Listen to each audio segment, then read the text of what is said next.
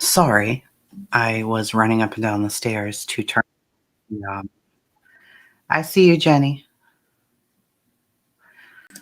There's Jenny. I was running up and down the stairs to turn off the sprinkler, and then I saw that Hulk Hogan passed away, and I'm like, wait, what? No, Mm, I that's so know. crazy.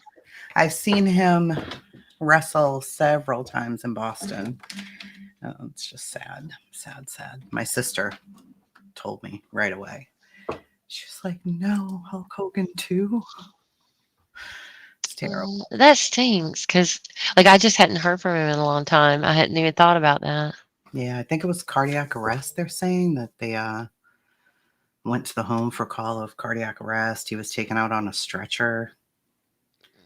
Uh, Gosh. First, Theo dies trying to save his daughter in a rip current. Malcolm Jamal Who? Warner. Like, why? Well, What? When? yeah, did you hear about that?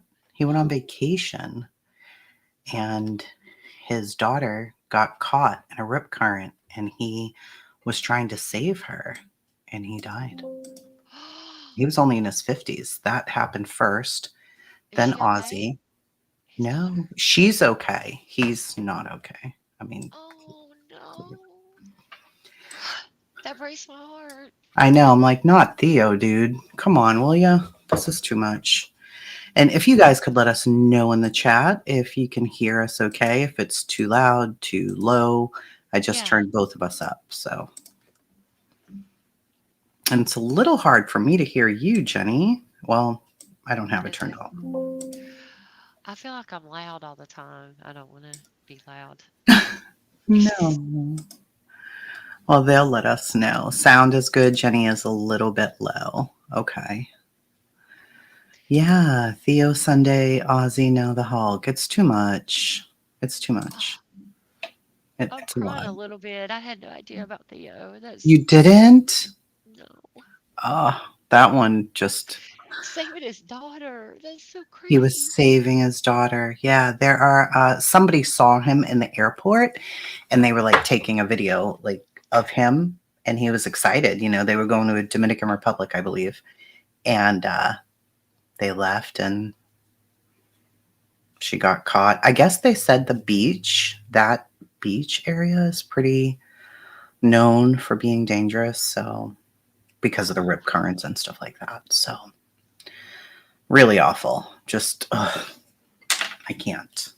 Of course. Now, of course, I haven't had any Slack messages all day. Yeah. They'll have it now. Of course,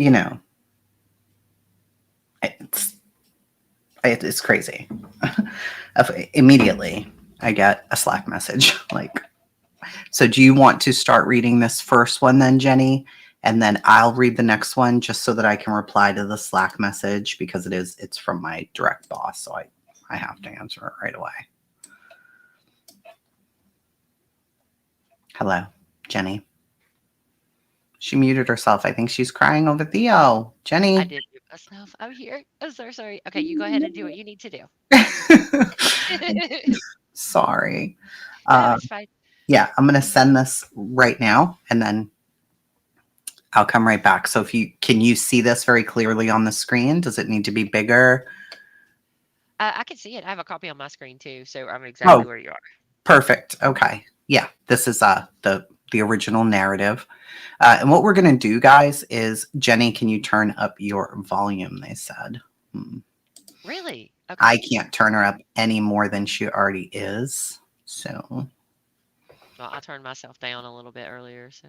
oh, you did? Oh, it says I'm on 200%. I didn't do that. Yeah, I turned you all the way up. How loud? Is that loud enough, guys? I think I you sound sound distant. great, but I sound distant. you just sound like this, like you're low, like that. I've been so distant lately. Just kidding. It's Just like, kidding. Okay, let me get my microphone a little closer to me. yeah, like you sound like that, like a little bit low, like this. Oh no, I don't want to sound like that.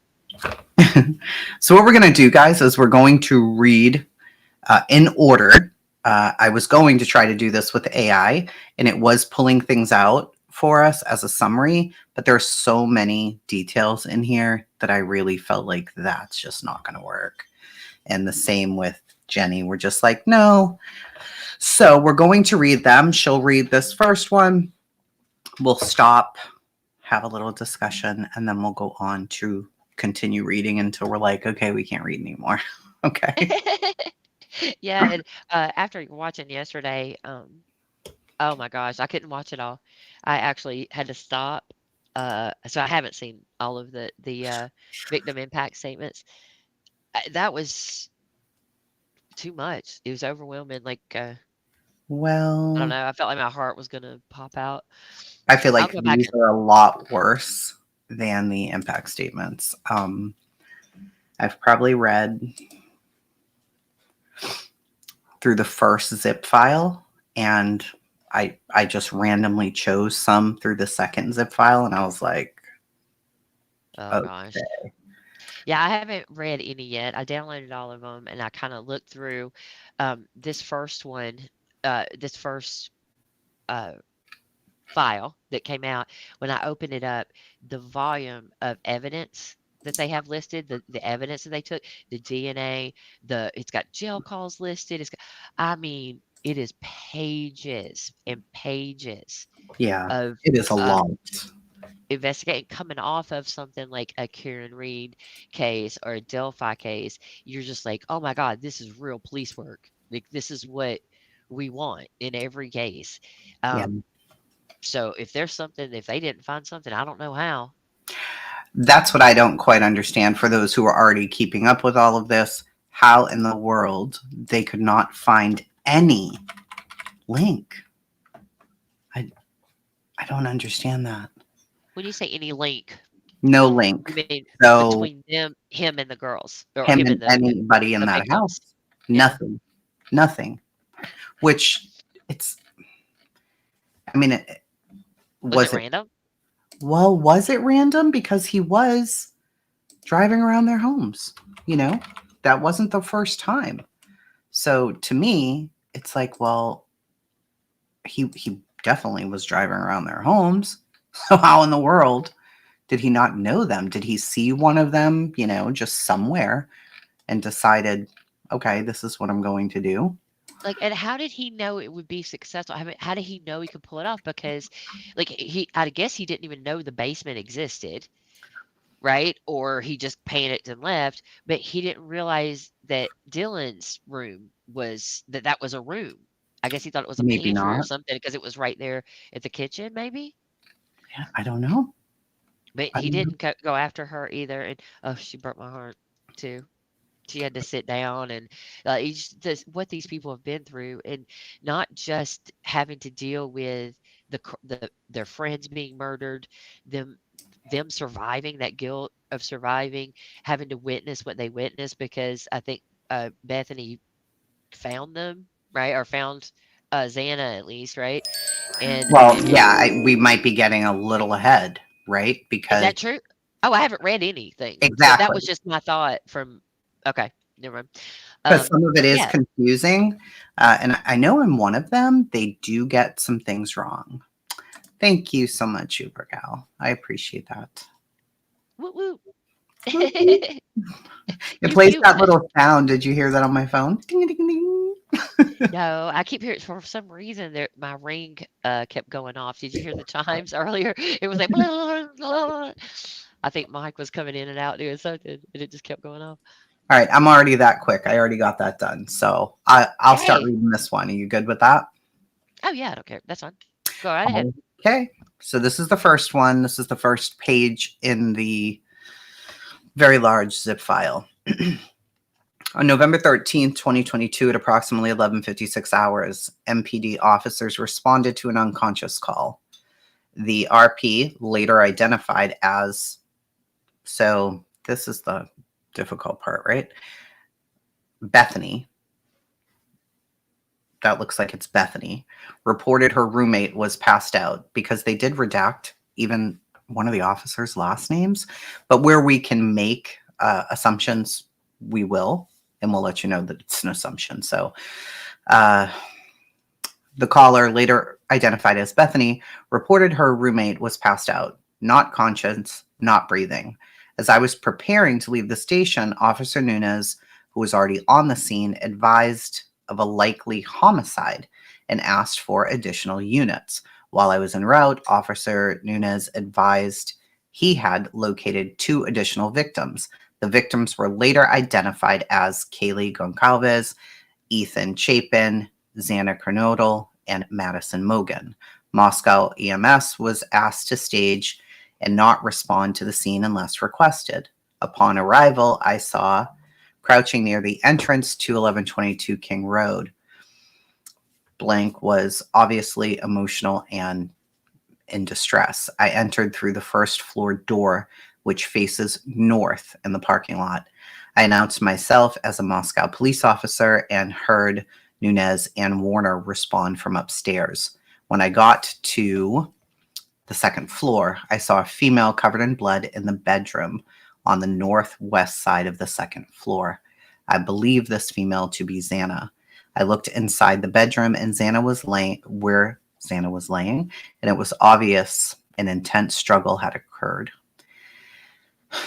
Xana was obviously deceased. There was blood smear on various items in the room and all over the floor. There was blood cast off on the walls and in various places, including above her body. She was on her back on the floor in the center of the room, her head towards the west. Xana was in her underwear and a long-sleeved gray shirt. Both her shirt and underwear were covered in blood. Her face and body were covered in dried blood. I could see what appeared to be defensive wounds on Xana's hands. There was a deep gash on Xana's left hand between the pointer finger and the thumb. A partially covered male was on the bed and obviously deceased. I believe this male to be Ethan. The midsection of Ethan's body was covered with a blanket. His head wasn't visible and appeared to be between the bed and the south wall. There was some blood cast off and what appeared to be arterial blood spray where Ethan's head was located. I proceeded upstairs to the third floor, where I met Officer Nunez and Warner. These officers advised the residence was clear of additional people.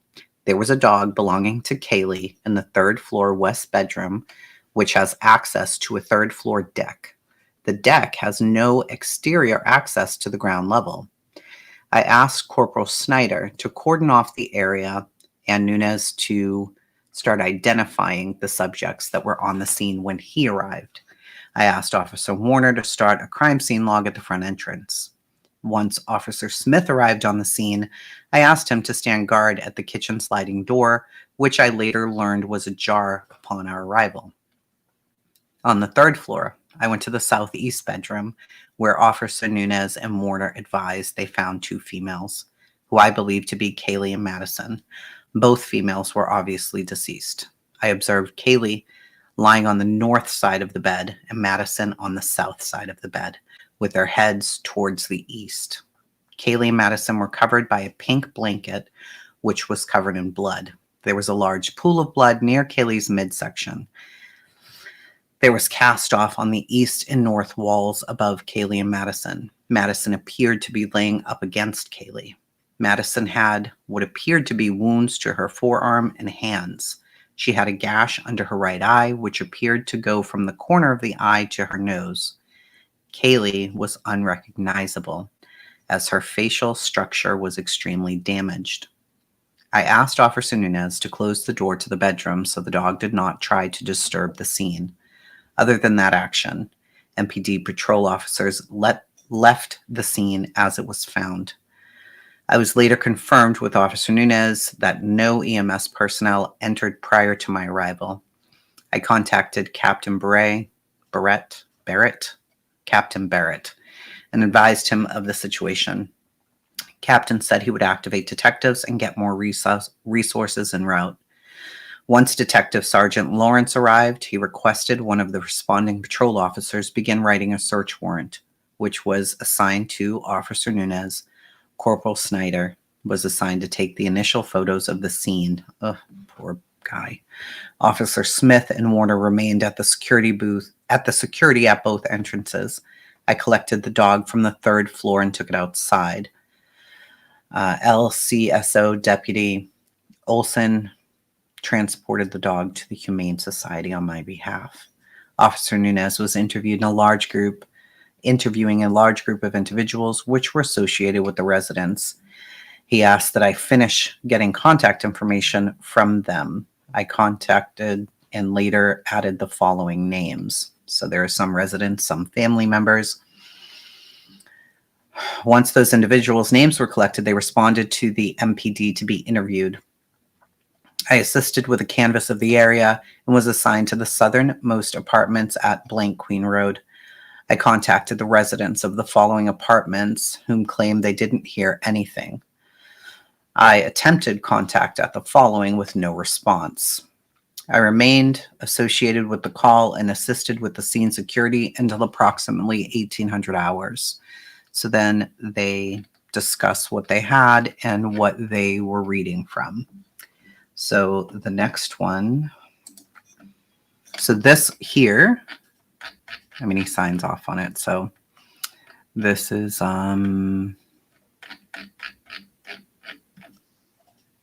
Oh goodness. case status active. This was Gunderson. Gunderson. reviewed. Yeah, is that who it was? Synopsis, watchguard, events, officers. Just to look At at. the very bottom, it says it has the date and then S. Gunderson 113. So Okay. that's the only one that looks like it might be him. It was reviewed by somebody else, of course. Yeah, Lanier S. Gunderson. There it is right there. Did we 113. say Lanier? Lanier. Okay, so we have a Roger lake. Lanier.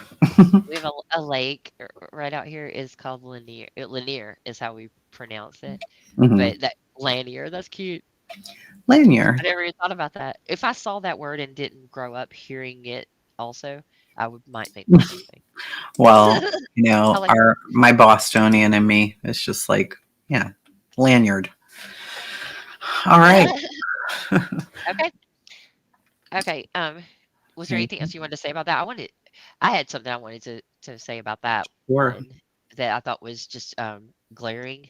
There is that the police department secured the scene immediately. They removed the dog, closed the door, left everything like it was until the right teams could get there.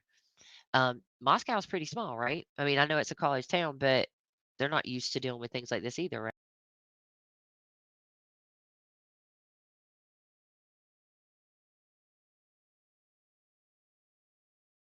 Hey, Jenny, I don't know what just happened. That was weird. You're just over here doing stuff. I didn't touch anything. It just did it all by itself. It said Gabble Geeks. Jenny joined. Like she's already here. What are you talking about? Oh Uh, my gosh. But that's I weird. just thought it was really interesting that they knew what to do. And Moscow is fairly small. I would compare it to Athens here, or Sure. college town, right? Yeah. Um, it I, I- that just stuck out to me because we keep hearing how people mess around before, police officers doing things like solo cups and things like that. Um, Yeah. previous to um, having someone there that knows what they're doing and knows how to um, deconstruct a crime scene. So I thought that was wonderful. Refreshing to see that these guys did everything the right way. Yeah, I agree. Yeah, it is. I just think it deserves to be um, applauded when are so frequently we hear of the mistakes. I think this is wonderful. Yeah, So I agree. okay, did you have anything else before we go to the next one? Nope. This one is Corbin Smith. So I will get down there so you can start reading. Go ahead. All right. Okay. So let's see. Watch card event narrative. Okay.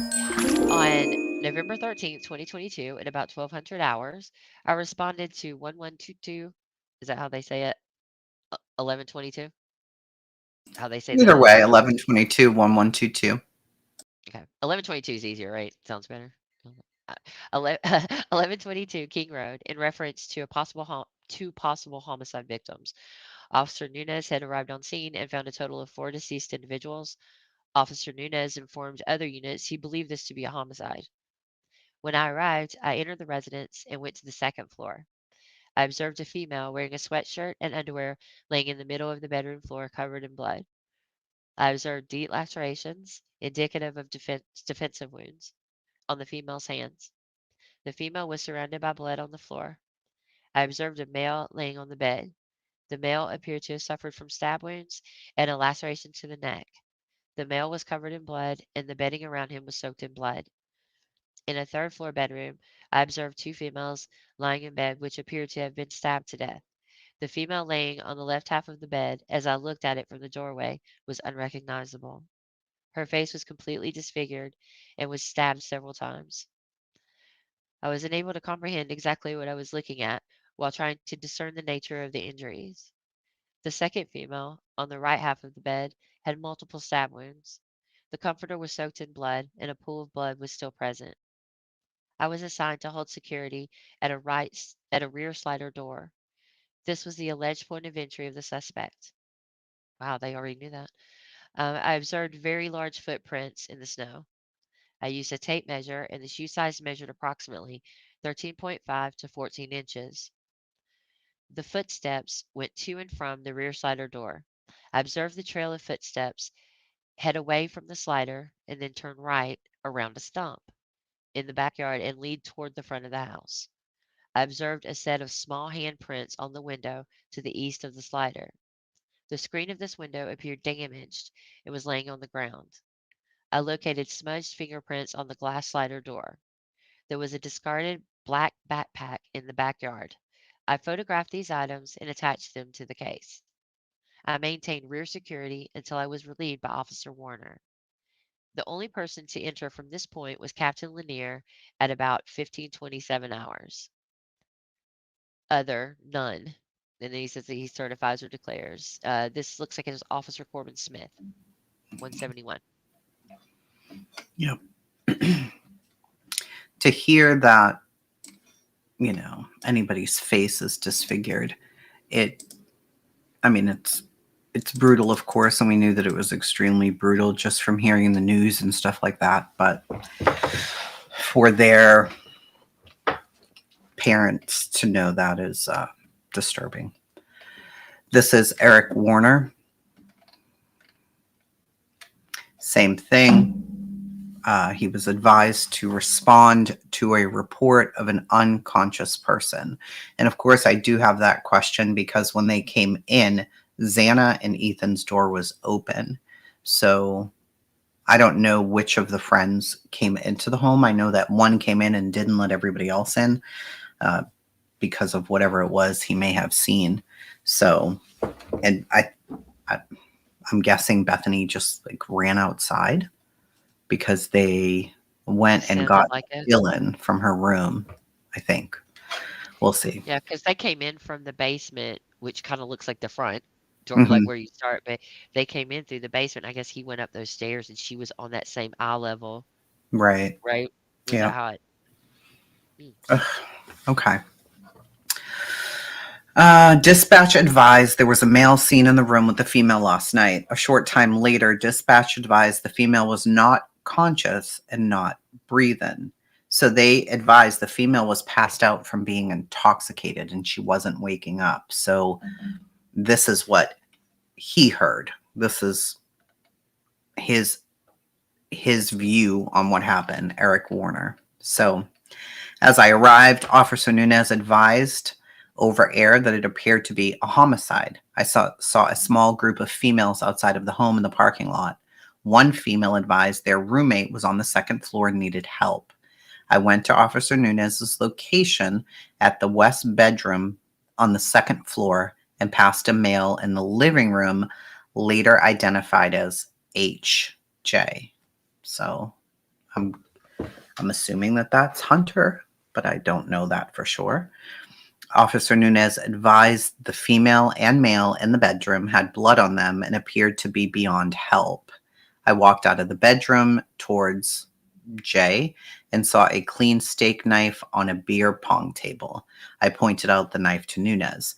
Jay said he got the steak knife from the kitchen because he arrived and saw the female on the bedroom floor covered in blood and didn't know if there was anyone else present in the room. Jay said he checked the room with the knife for protection, which makes sense. Officer Nunez and I walked to the first floor entrance with H. I asked the females and H if there was anyone in the apartment, and they did not know. I told Officer Nunez the home was not secure, and we started the process of clearing it. On the third floor in the southeast bedroom, I saw two clothed females laying on a bed on their backs who appeared deceased. One female on the left side of the bed, in relation to the bedroom door, had an extreme amount of lacerations to her face and upper body, which made her unrecognizable. The other female had multiple lacerations on her upper body and some blood on her face.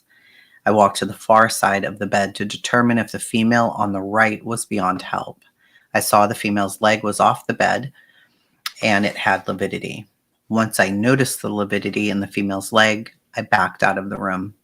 Officer Nunez and I checked the rest of the third floor and saw it was clear. There was a poodle in the west bedroom on the bed, which was later taken to the Humane Society. After clearing the home, I briefly interviewed Jay. Jay said he was at his apartment. Blank and his girlfriend received a phone call from one of the girls who lived at 1122 King Road. Blank said A was called by one of the residents who said that they could not wake the female on the floor. Jay said he came over to the home at approximately 11:55 hours. Jay said he saw the female on the floor in the bedroom and did not see the male on the bed, who he identified as Ethan, before grabbing the knife. Who he identified as Ethan before he grabbed the knife. Jay said he entered the bedroom and he checked the female's pulse and found none. Jay said he did not check Ethan and left the home. I thanked Jay for talking with me and told him he could go stand with A, who was with the other residents in front of the home. I stood by at the front door and started the crime scene log at 12:15 hours. Sergeant Gunderson relieved me for approximately 3 minutes so I could get my gloves during my time at the front door. At approximately 15:02, I was relieved by Officer Rosinski, who took possession of the crime scene log and returned to the station. At approximately 15:28 hours, I came back to the scene and relieved Officer Smith, who was standing at the rear sliding glass door, which was found open when officers arrived. I remained at the back door until I was relieved by Officer Nunez at approximately 16:28. And that is Warner. Um, Tracy, Nunya asked a good question Sure. in the chat. She wanted to know if she, do you think that wait, let me find it again. Oh, she said, Chasing, do you think the families have already seen this or already know this, or will they learn this via the internet? No, And I I think was, they know all of it, but yeah, I said I'm fairly sure all of this was shared with the families because as much as they cared to know anyway, because certain family members of certain families wanted more to know more about it than others. So yeah. there is that. But Steve told us a lot of this already. I mean, we knew like about Kaylee and Maddie and how they were found. We knew all of this from him Hmm. already. So yeah, I wouldn't think that this is. I believe they know all of this, but Yeah, I think they know as quite a much as bit they care to anyway. know. Yeah, as Yeah, much as they want to know. they said, that the girls tried to fight back and all of that stuff. So my guess is they know quite a bit. Yeah. And I'm sure it's extremely difficult for them to be hearing any of this. Um, Okay, Steve, I think, I he think was he wanted wanted to to know know everything. every detail. Yeah. I So don't blame him. I mean, it's hard me to either. hear, and like I had to like not listen to victim impact statements, but as far as like knowing what happened to my loved one, I'd want to know every detail immediately as much as I Of could course. absorb. As hard as that is to hear, I have a harder time with people like hearing about people's emotions and what they've gone through, I Yeah. think, than I do with the crime scene. So I get that. Did you want to say anything else before I started, or did any questions or anything? No, I'm good. Okay. So this one is Nunez, who we keep hearing about, and I think he may be the lead. here. That's what it seems like. So, okay, on November 13th, 2022, at approximately 11:56 hours, I responded to an unconscious subject at 1122 King Road in Moscow, Idaho. Sorry. Upon my arrival, I found a large gathering of people in the parking lot immediately north of the 1122 King Road residence. 1122 King Road is a white three-story single-family residence with multiple bedrooms. The 1122 designation is located directly above the front door facing north.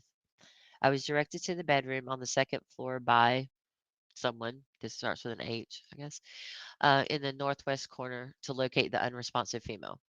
Upon entering the room, I observed a female laying supine on the floor next to a bed. According to, I think, is it Dylan?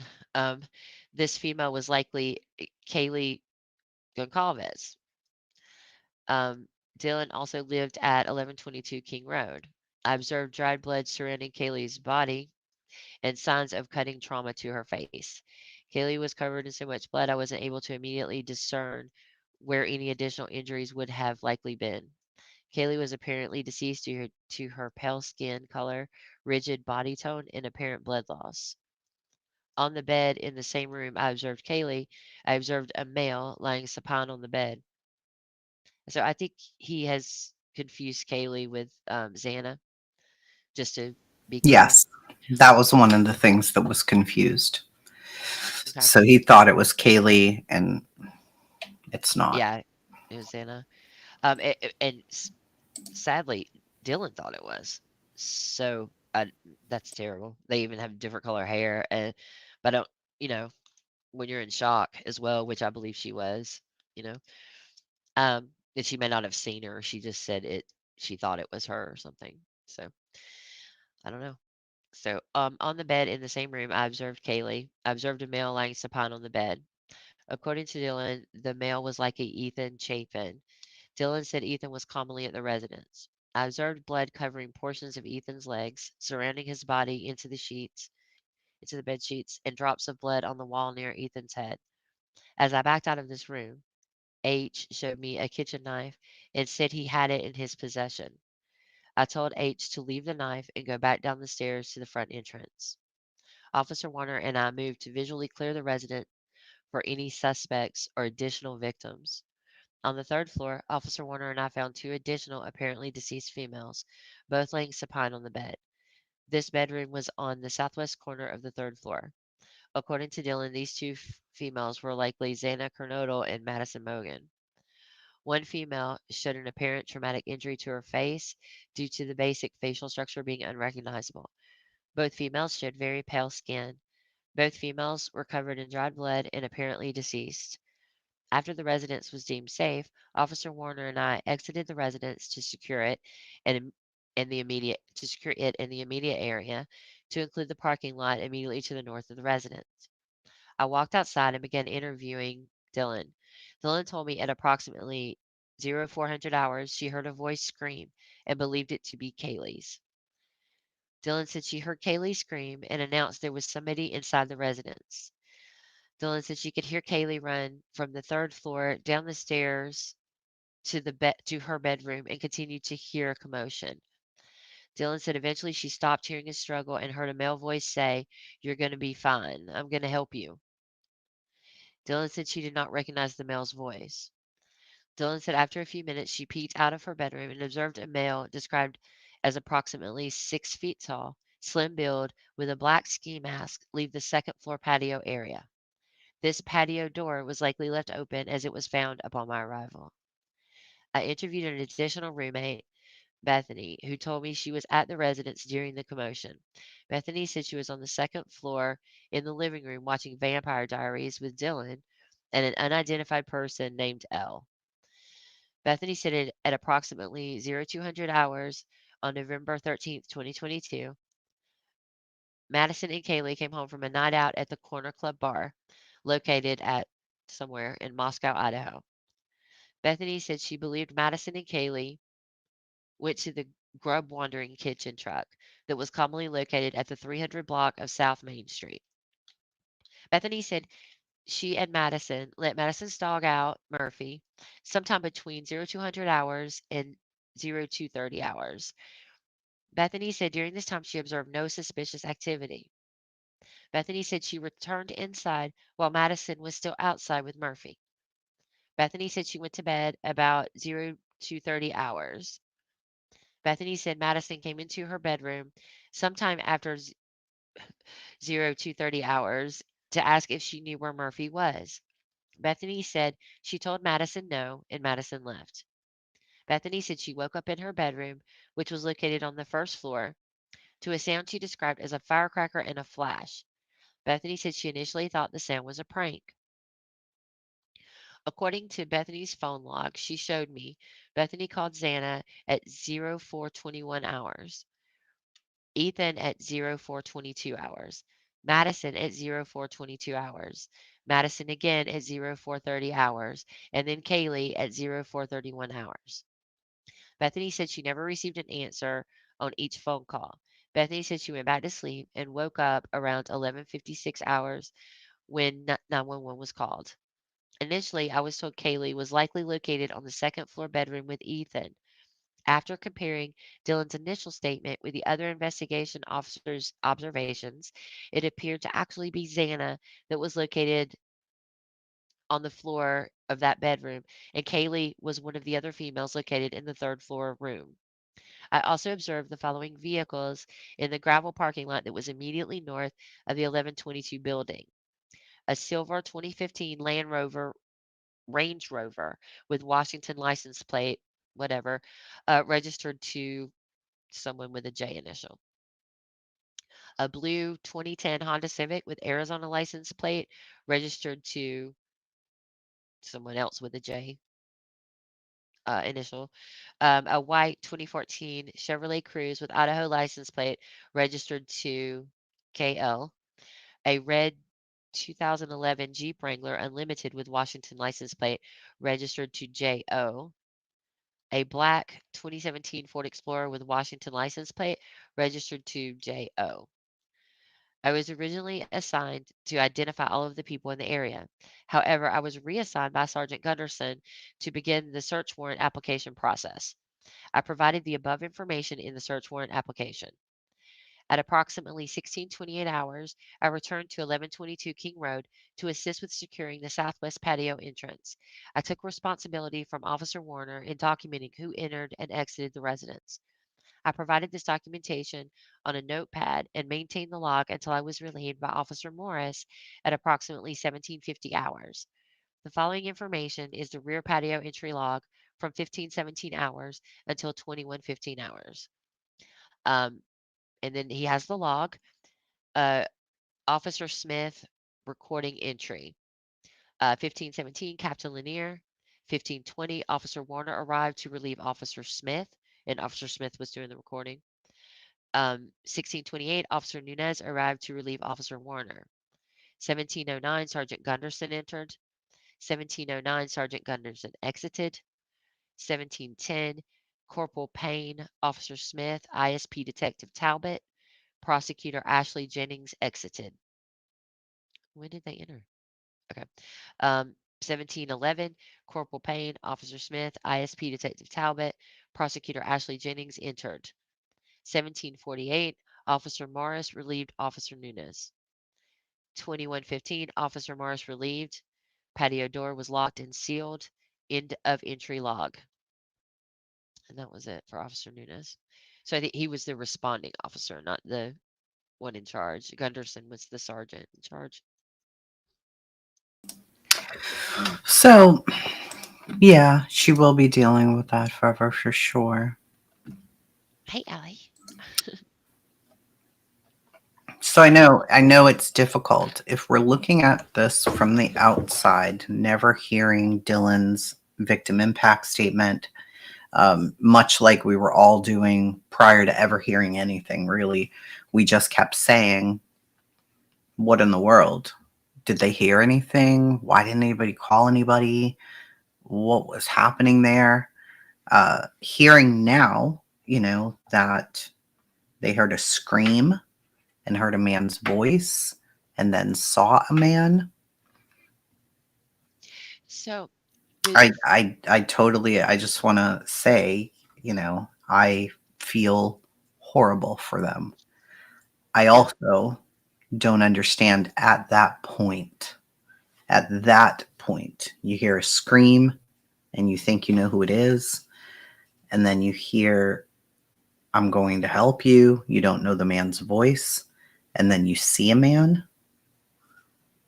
I don't understand at that point. Maybe she froze, but yeah, I think that's the shock um piece. And the then shock of what though? Because she didn't know yet that anybody had passed away. So what do you do in that situation? Do you well, go this look the around the house because you see the man leave?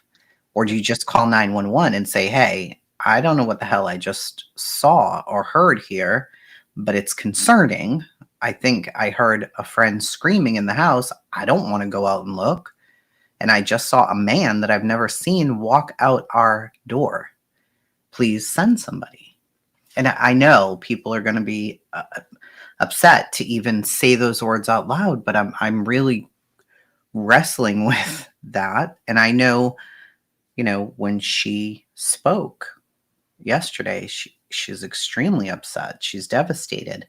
And I'm not taking away from that. But I'm curious. I don't understand it. And we never will. Hopefully she'll never have to speak about this again anywhere because it's not our business. But as people reviewing the documents, I guess it's very, I don't know. I don't understand it. well, I think it feels strange to us, but first of all, we don't know what kind of intoxicant she may or may not have been on at the time. Like, But was for she? instance, Was she on if anything? we don't know, I Right. don't. Yeah. It had No. never been released. I'm just That's saying we what I'm don't saying. I know. don't think she was partying. I don't think she was out partying, right? They were watching Mhm. TV, but that still doesn't mean that she had Sure. not You're uh, right. dropped acid. I don't know. You know what I mean? I have no idea, and I'm not accusing her of that either. I'm just saying we don't know what the Right. situation was. She told them what she saw, and she told them immediately what she had seen. Um, Of I course. Yeah. don't know. She thought I don't. She just didn't know what like. I've heard of that happening, like with people are in shock because he wasn't a mask. Right? She didn't know they were dead, but it scared her. So that fear, whatever that fear did to her body and her brain, I have no idea. We saw yesterday she had to sit down. Like she Yeah. couldn't even stand up to do this, and she is devastated. And I hate that people went after her. That just absolutely it killed me when it happened, because I Yeah. was like, even if she did this, how are you guys doing this? How are you going after this girl like this? And Yeah. getting like video of her jogging at her parent like when she went home, like she couldn't even walk outside of her house there. It Yeah. it just Which, is not number fair, one, it's nobody's damn business, right? It's right? none of our business what in the world she saw or went through. That's only for the police, Right. and I hate that people like us, who are very aware of what victims go through because we've seen it in so many different cases, that it's almost taboo to even ask the question, like, why the hell didn't she call the police? Because you've seen online from watching from afar what these people are going through. So you almost don't even want to ask an honest question that you feel. Because reading that, I absolutely feel like, wait, why didn't you call the police? I don't understand why you didn't call the police. Yeah. But asking that almost feels like placing blame. And that's It does. It does. definitely not what I'm doing Right. at all. I And it's just something don't understand the thought process. And, it's not for me to understand, but I don't get it. What in the I think world happened there? I think that what went on with Dylan, whatever it was, is extremely interesting from just a knowledge perspective and Sure. understanding things. I would love to know more about like how that occurs because we only hear about the big stuff. There's lots of little, not little, the same types of things that we never hear about, Mhm. murders and things like that, where people do have the same type of reaction. Somebody will sit there with the body of somebody else for some For time sure. before they call it. It's like not being able to. Function. come to terms with it or to process it Yeah. in a way that they normally would or that we would. And I learned a long time ago too with cases not to say, well, they must have something's weird because I would have done this. And that never ever do that. Don't ever do that to people. Right. Please don't ever Because do we that. don't know what the hell we would do, right? No, We don't know. we don't. You just feel like you would do this. You feel Yeah, like, well, I would do that. We don't know. In such a yeah. shock. But I would think Well, my first instinct would be get help, get help, get help, get help. How? I don't know. How how do you get help? What are you supposed well, to do right now? and see with Bethany too. Bethany heard the sounds. She called every single person in that house. Right. Nobody answered. She must have just said, like, everybody's just laid out. They didn't hear it too. It's somebody messing around outside. It's a college town too. You have to remember that. Crazy stuff is always happening. I believe she said in her victim statement that she had a toothache. She Her did. dad had told her to take like a leave or something and lay down. And so she was likely tired and in pain and was like, forget it, and just went back to sleep. So I totally understand her Yeah. perspective. But I know Dylan's is difficult for a lot of people to understand. But on top of survivor guilt, she has to deal with not calling at that point. So I can't imagine that part of it all. Dealing with losing your friends and then dealing with the questions because I'm sure plenty of people have asked her, Dylan, what happened? What, yeah. what Oh yeah. happened? Why Well, I didn't don't. you do this or why didn't you do that? It had to have happened. But Well, I am grateful to that she seems to understand because she said it yesterday as well. She seems to understand that it did. If she had called even at that time, it would not have saved them. She mhm, mentioned that. She goes, even though I know that it right. wouldn't have changed anything. Like, yeah, I still have to deal with that. So I Yeah. feel for her so bad.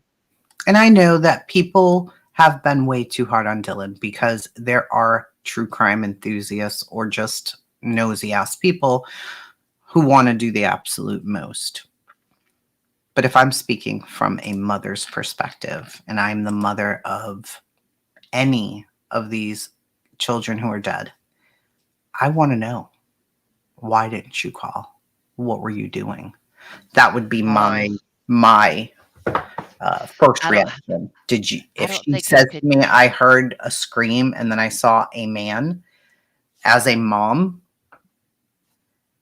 a devastated mom, that's the first thing I'm asking. Like, you saw what? Well, see, I don't. How do you deal with that as a parent? I don't know. Do you think, because I'm not a parent, so do you think though that you could restrain yourself from asking her that? No, absolutely not. Okay, Not as a because parent. If me, it was I feel like Jolene, who's always here, and my daughter, and they're in my house and we're on vacation, and something like this happens. My daughter's in the den downstairs, Jolene's in her room, and something happens. And she's like, well, Tracy, I heard a scream and I looked over the banister and I saw a guy leaving and I ran back in the room and I texted her and there was no answer, so that I was nervous. So I went to sleep. I yeah. don't know what I would do to her as a parent. Did I'm only being honest, and I swear to you, I'm not Yeah, blaming these that's kids. fair. I don't. That's fair You to would be have to honest. take me out of the house because I don't know in that moment. Later, I would probably think about it and understand. You know, there was some fear in her. I'd probably need therapy to understand the mind and how shock works and fear. I don't know that I could deal with that. What do you mean? What do you mean? My daughter was downstairs. You heard a scream and then she never answered and you seen a man leave the door? Move from me, child. I don't know what I would do. Yeah, and you're being honest about that. Like from my perspective, I feel like I would not want to cause more trauma to her. I But don't I don't either. know. I don't have kids, so I don't know. I Yeah. mean, to me, they're equal, right? in caring for them, right? In my mind, it's an equal thing. So I'm concerned about them as well. Like, what's wrong? Is Sure. it? Are you okay? Is I can tell you as a mom, yes, I'm concerned with Jolene. of I course, am not as concerned with Jolene as thinking about my daughter's face was completely destroyed yeah, by a knife or something in the same house that you guys were all in together. What happened? There's yeah, no amount of me having grace or empathy or love for her that would stop me from snapping. And I don't know how I would deal with it. I truly don't. And that's the danger in reading some stuff like this, because you picture your own 20-year-old daughter and her friends. And if they came to me and told me here was their reasoning, like she's getting ready to go to South Carolina with her friends. And I'm thinking, I would have to bring the police with me altogether. I don't, I, that's fair. you can't. There, that's why Steve Gonzalez, him and his family, that's probably much like I would be. I don't know that I would have the grace and maturity that Ethan's family has. I don't know that I would. I don't know that I No, I could. agree. Completely agree with that. Um, I thought so. Levin Laundry said they made fun of her. She said, Dylan said they made fun of her for being scared all the time. Mm, So she may not have wanted to say. She may have thought they're messing around because she didn't know that anybody was hurt. So that's a good point too. She may have thought, well, I'm not going to say anything, or they're going to make fun of me, and I'm just going to go to bed. yeah, I, we don't know what that house was like all the time. Was it normal that people were kind of running around being silly? And I don't know. sure, yeah. And if that's the case, though, if so, looking at it again from my, I'm putting myself in a parent's position of one of these kids and saying, okay, so if you thought it was Jimbo from, the other house who comes over here and does goofy shit all the time, why didn't you walk out there to see? You Yeah. know, if you thought somebody was playing games, why wouldn't you want to be part of the game too? You know what I mean? Like, why didn't you Well, go out there and be like, get out? What are you doing? We're all sleeping. Or because I she don't wouldn't. know. There would Well, be no reason good enough for me if it but was my she own said she child. was. But she said she was scared.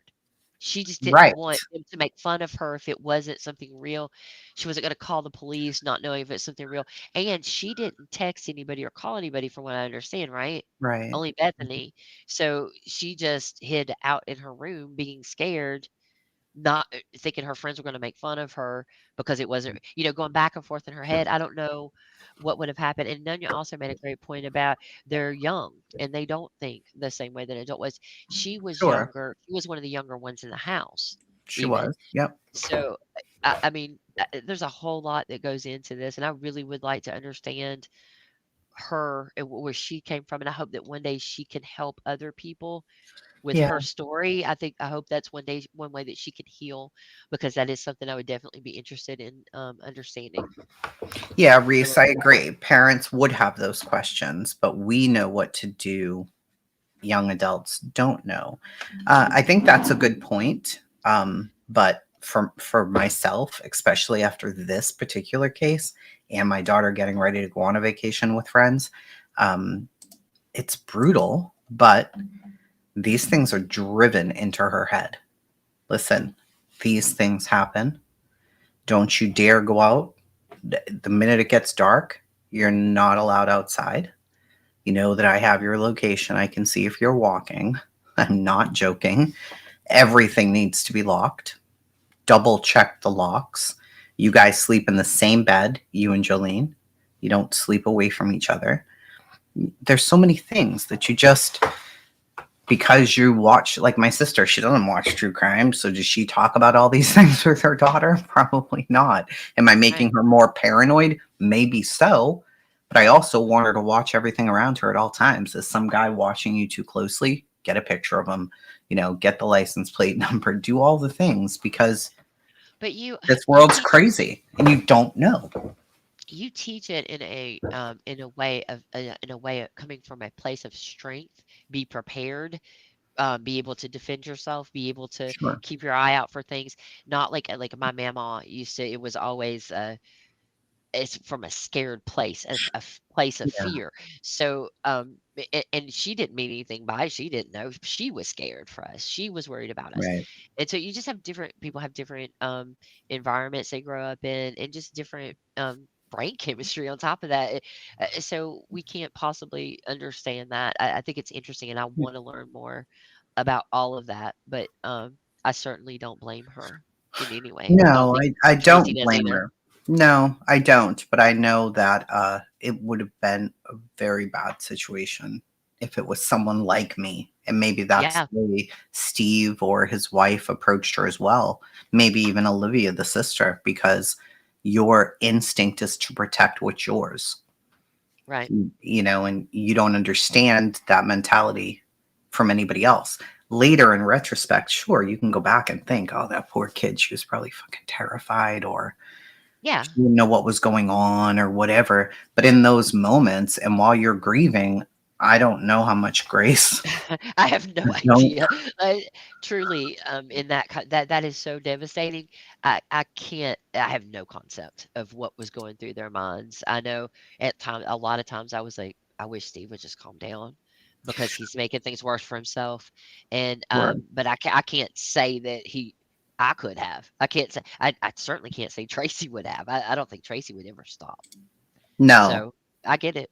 I there'd do. be no stopping me. It would be very bad. And I probably would be that parent on TV where they're like, shut the fuck up already. Just shut up. What are you doing? You're making this worse. But that natural love for your kid and wanting to know all the details, you Yeah. can't. But Ethan's parents, I mean, what a classy, amazing group of people he had in his life who went to the Yeah. lake to honor him instead of taking that hate for Brian and going there so that they know how he felt.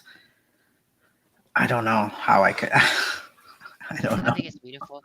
I think it They are was, beautiful. They are beautiful, beautiful people. Yeah. I think it was Maddie's grandmother that spoke yesterday, and I was so glad that she said this Oh, about how grateful she was that they didn't do the death penalty, that they were able to get him to do a plea deal. Can you imagine years and years oof. and years of having to go through these families over and Right. over and over and over? I couldn't. I couldn't. No. My brother's friend died in a car accident in high school. The kids threw a Gatorade bottle out of the window and hit another car. That car chased them. They lost control and hit a tree. Mm. No drinking. Oh my God. Ugh. Oh, that's terrible. I mean, kids are kids, like His you said, they're dad showed up at the invincible. guy's house that was chasing their car with a gun. Spent a few years behind bars. Absolutely. Scott would do the same. I truly believe Scott would do the same. I'm not saying that out of a place of strength. Like Scott would do the same thing. If somebody chased Alex or Jace to the point where they crashed and one of them passed, I wouldn't be able to hold him in the house. There's no way. And Yeah. it's a bad thing and it's a very immature thing when your first reaction is rage. And I recognize that in myself and I understand that. But even reading this, I can feel my chest. Like, oh my God, if this was my kid, what would I do? Reading that her face was unrecognizable. How did they not want to jump over those benches and just take a chance with the guard just to grab Brian's face once? How? I don't know. How do you have that restraint? There was one, an uncle or a stepdad or a dad, I don't know. But he told him, I want you to feel me. I wish I could take you out to the woods and teach you something. I wouldn't kill you, but I'd want to teach you a lesson. I think I would feel the same thing. And it's never okay to respond to violence with violence, but No, it's not, but that is something that you're aware of about yourself, and all you can do is It's try an ugly to thing, but try to manage it. You can't change that thing. You can try to manage it as best you can, and you do.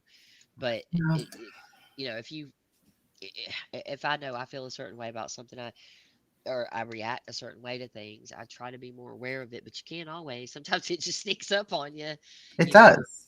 It does. And I think it means it's a dangerous thing, but you know, yes, Daff, exactly. I accept it because what do you do? What do you do if you truly believe that's the guy? And to make it clear, many people don't believe that Brian is the guy, even though he pled guilty. So we can look at that a number of ways. Maybe he's not the guy and he didn't want to get the death penalty because everybody believes he's the guy. Or he really is the guy and he doesn't want to get the death penalty. So there are definitely a lot of people. If you go over to Jules' channel, they, I don't know that they truly believe that there was enough evidence against him to make him the guy. Uh, Well, see, I don't know. I don't know the evidence at all. I have no idea what the evidence even is. yeah, we haven't And gotten there yet, but I me either. haven't followed it closely. Deets got me into this as soon as it started. I remember us staying up nights, and it's when they were putting out before they caught Brian, and Yeah. when they were putting updates out all the time, and we were watching all the updates on this. Um, it was extremely interesting. Remember the black gloves? Deets and the black gloves. Yes, Chris McDonough, you friggin' idiot. Yeah. Why would you say you were guilty if you weren't? Because you're afraid that That your happens all the time. mannerisms, look at Brian. Again, the autism. He has zero. And one autism case is not another, so whatever, but there was zero response while any of those people were talking. Not a He tear, he not doesn't have a anger, not sadness, not happiness, not embarrassment. He just sat. So if you are a he also person like that, and that's your mentality, and you can't get out of that mentality because it is who you are, and well, this is the evidence they have, and they say it's against me, I can't win this. Are they going to put me to death? Can't do so it. let me ask you something because he doesn't have a Jackson, Unetti, Alessi there to defend him either, right? So he's got, I think, whatever was appointed to him, doesn't he? He didn't have hired No, lawyers. he's got what's her name there? I don't know if she was pro bono. I don't know if somebody was paying for it, but Okay, so he Anne, didn't have. Anne. Okay, so he had a Yeah, he's decent lawyer. diagnosed. Okay. He does have autism. He is diagnosed. Yeah. Um, Oh, I and didn't know that. yeah, yeah, yeah. So to me, you see that, and it for myself only, it brings a whole nother level of I this is know. very different to it.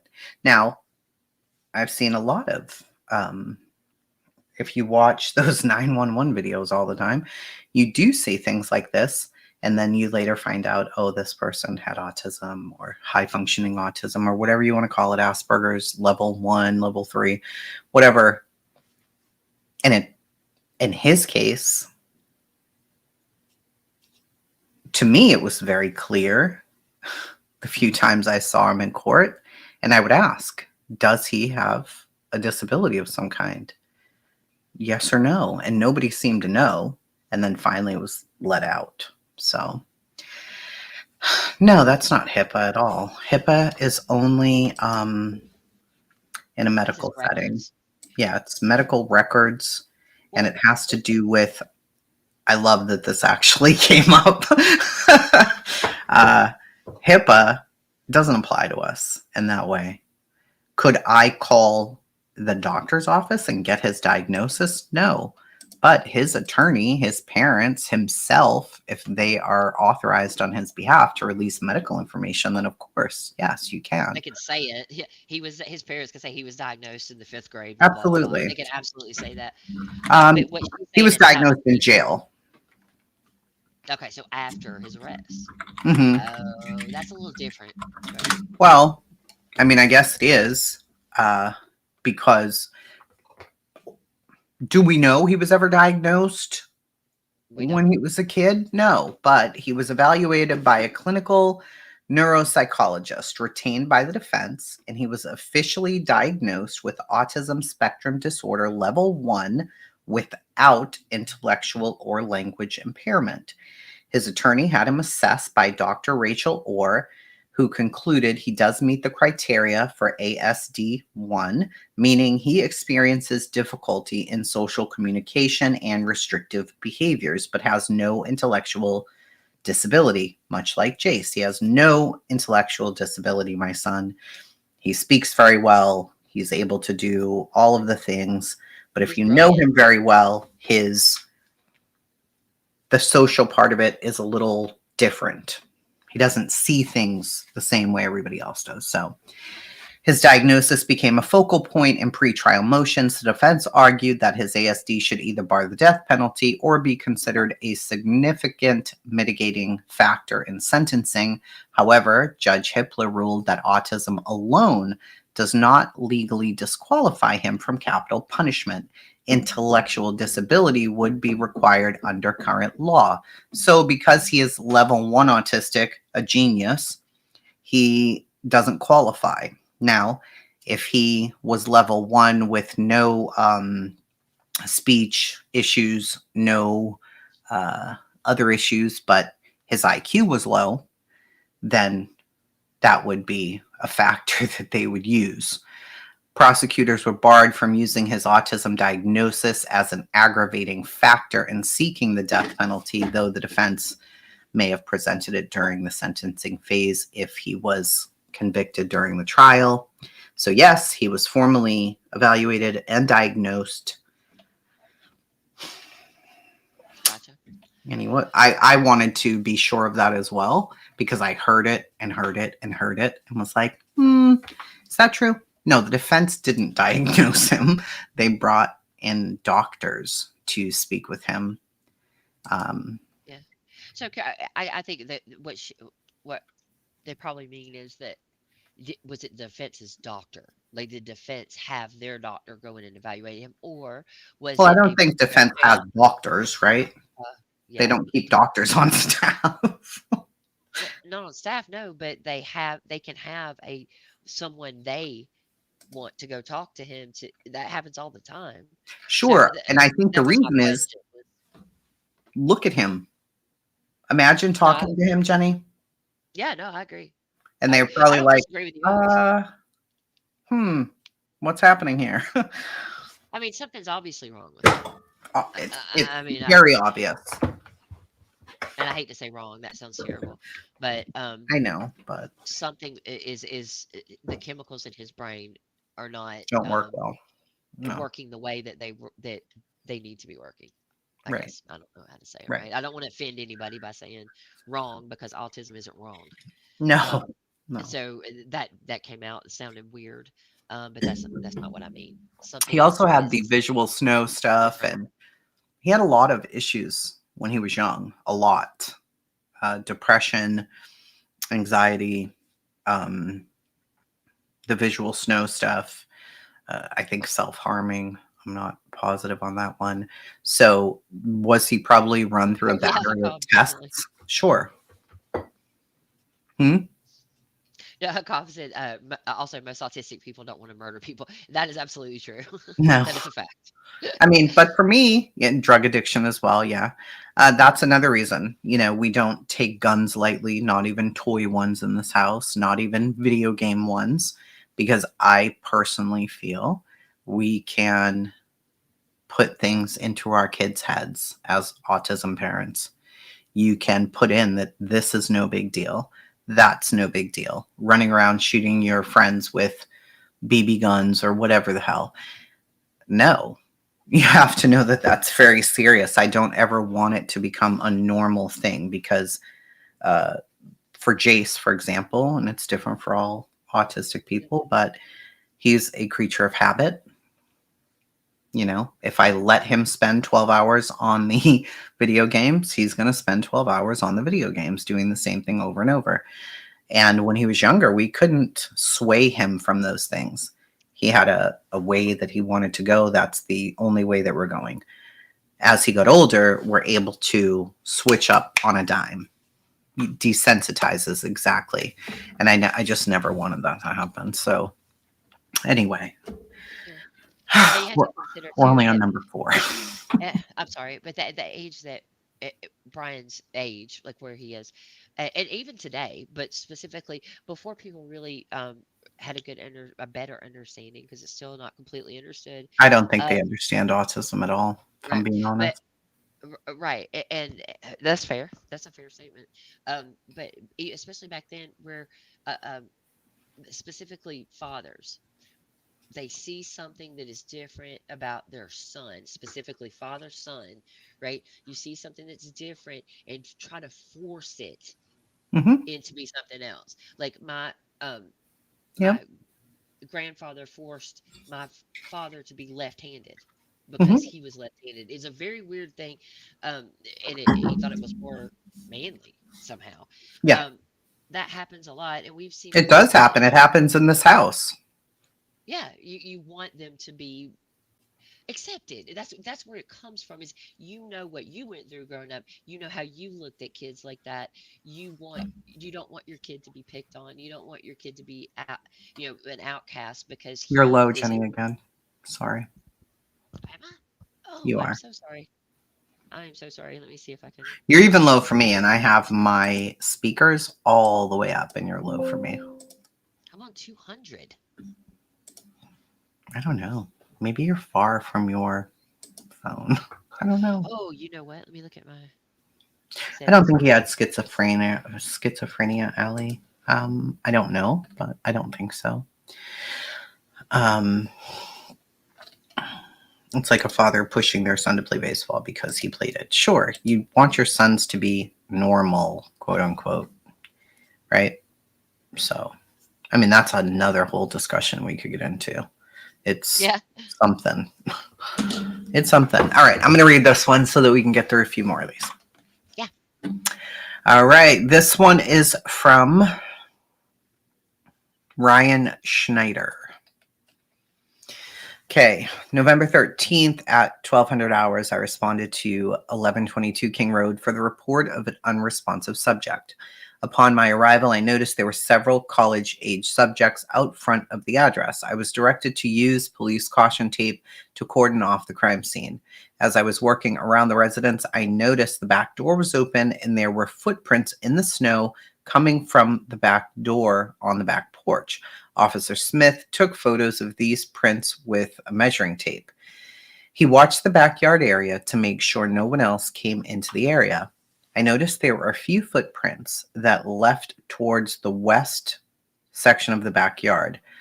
This portion of the backyard is connected to two other residences, 1118 and 1126, both directly to the west. The footprints appeared to lead west towards King Road between the residences, but I was unable to see where the footprints went after the yards connected due to the amount of rock landscaping. I was also unable to discern how old these prints were. There had not been recent snowfall. With Sergeant Gunderson, I entered the residence to continue taking photos of the scene. I entered through the bottom floor main door on the north side. I took the photographs of the rooms and the living areas of the residence. The photos were downloaded onto a CD and booked into evidence. These photos were labeled with a report and a brief description of each. As I was down the road of the address near King Road and Queen Road intersection, I was approached by a college-age male who identified himself as Jay. He informed me he lived at blank King Road Apartments. He stated his blank lived upstairs at 1122, and they shared a dog that was there. So this is clearly Jack because they shared the dog. Jay did not appear to have obvious wounds on his hands, as I would assume the suspect probably would. Nunez was interviewing subjects about the situation, and I asked Jake if he would wait outside of Nunez's police car so we could talk with him too. He agreed. I informed Sergeant Gunderson of the circumstances involving Jack. Jack later responded to the police department to be interviewed and then picked up the dog from the Moscow Humane Society shelter. I continued to canvass the area and speak with neighbors at these addresses who stated they didn't hear or see anything relevant. I spoke with subjects at the other place on King Road. No. Well, yeah, maybe. On King Road, one resident D stated she was walking home from the corner club about 3 a.m. and thought she could hear music or some type of noise, but couldn't give any clarifying information more than that due to her level of being intoxicated that night. I spoke with the subjects at Blank King Road. The majority of them stated they were out drinking at the corner club and got a ride back to their place around 1:30 and went to sleep around 2. They did not hear anything out of the ordinary. Blank King Road resident blank blank stated that about 4 o'clock he heard barking coming from the east of his residence. He believed it was the dog at 11:22, as he thought that that was the only dog in the area. He stated the dog sounded like it was outside and barking for about 45 minutes. He believes someone must have let it inside at 4:45 when it stopped. That's interesting. Blank stated he had a female with him in bed at the time who also heard the dog barking at this time. I spoke with the residents at Blank King Road. They informed me they had a camera facing the west of the address and they believed it captures a portion of the road. They first provided me with the SIM card of the camera. However, they could not get it to work and neither could I.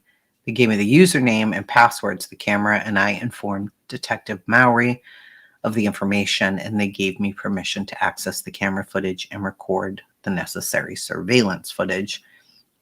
So he ended up getting, whoa, yikes, that is a lot, 182 vehicles,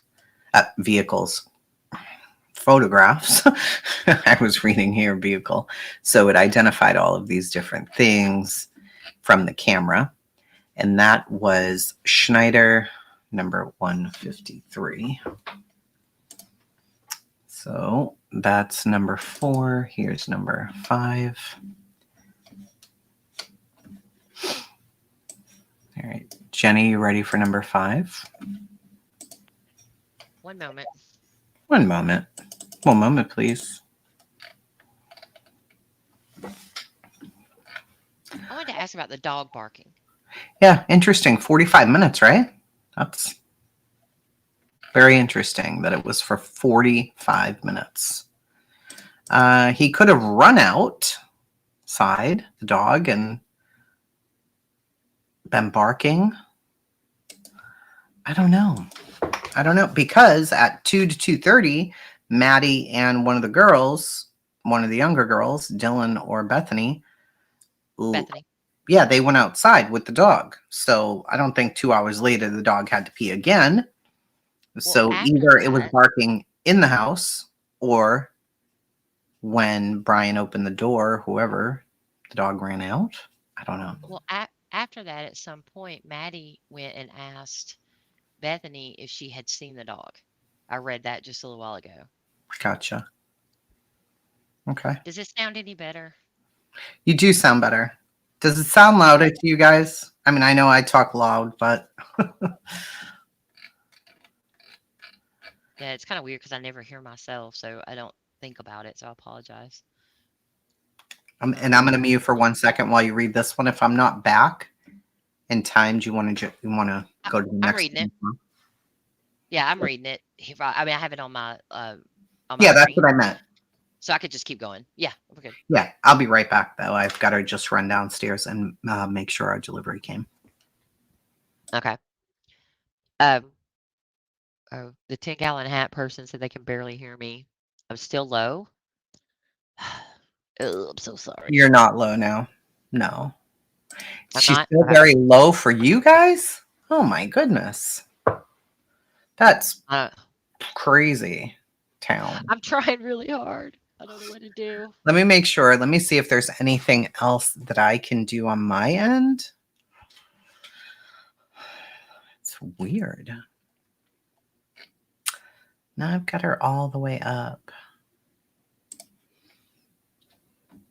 Let me see. Oh, thanks, Allie. That's really sweet. Bum, bum, bum, bum, bum, bum, bum, bum, bum. Gavel Oh, links.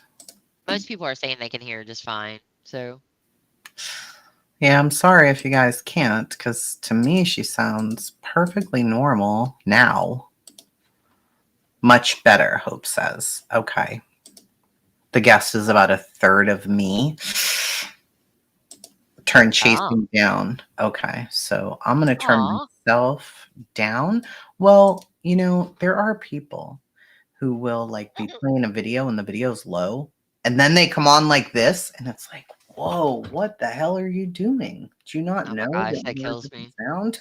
So, Yeah, I've been having to listen to a lot of older stuff around Summer's case, and there are a lot of people doing that where you're listening to some video and they come on, they're like, rah, rah, and it's like, oh my god,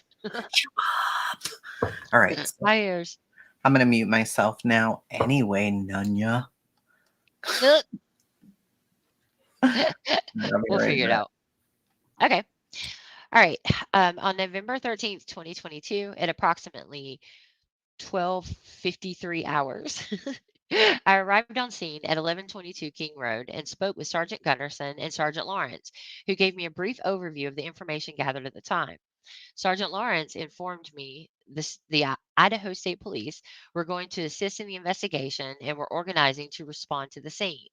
Sergeant Lawrence responded to the police department to begin interviews. I remained on scene on the perimeter awaiting further information. Approximately 1 hour later, a male approached the scene and began speaking with Sergeant Gunderson. The male was identified as J.K. I overheard Jay state his daughter lived in the 1122 King Road, and he had been trying to get in touch with her but was unsuccessful.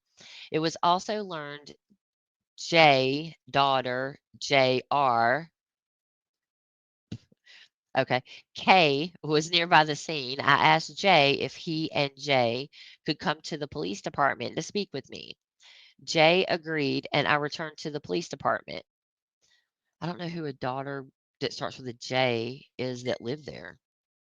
Do you guys? Am I missing something? Maybe I'm reading it wrong. Okay. Um, I contacted Sergeant Lawrence at the police department and asked if he had the names of the victims. Sergeant Lawrence stated he did and gave me the list. I saw one of the victims' names was Xana Kernodle. I then met with Jay and Jay in the interview room off of the police department lobby. Once in the room, I activated the audio and video recording equipment. I asked Jay and Jay for their information, and they both handed me their Arizona driver's license. After writing down their information, I asked Jay what the name of his other daughter was. Jay told me her name was Xana. I then informed Jay and Jay that Xana was identified as one of the victims and that she was deceased. Both Jay and Jay became very upset and were crying heavily. I asked Jay and Jay when the last time they communicated with Xana was. Jay stated she texted with Xana on 11/11/22 at approximately 1700 hours. Jay said the text messages were brief and were not of any substance. Jay said he texted Xana on 11/11/22 at around 1540 hours, and she responded stating she was at work. Jay then told me he last spoke with Xana on the phone on 11/11/22 at approximately 2140 hours when they spoke about going to the WSU football game. I asked Jay where Xana worked, and he said at Mag Creek. I asked both Jay and Jay if Xana had mentioned anything about having any issues with anyone or anything strange occurring lately. Both Jay and Jay said Xana had not said anything. Jay said Xana had a boyfriend, Ethan Chapman, who she had been dating for about 6 months or so. Jay said everything seemed fine with their relationship, and Jay added how he had met Ethan's parents in passing this weekend. It should be noted, Jay was in town visiting as he resides in Avondale, Arizona, and it was Washington State University's parent weekend. I asked Jay and Jay if there was anyone they wished me to contact for them, or if they wished me to speak with anyone such as a member or if they wished to speak with anyone such as a member of clergy. Both told me no. I gave them both my business card and informed them our detectives would be in contact with them in the near future. J&J then left the police department. This says other video and audio recording of interview attached to case. And this was Captain Anthony Dollinger. Dollinger? Um, okay. Jasmine is the other daughter. Okay. So did she live there too, Spivey? I thought they said that that person lived there. And maybe I just confused it.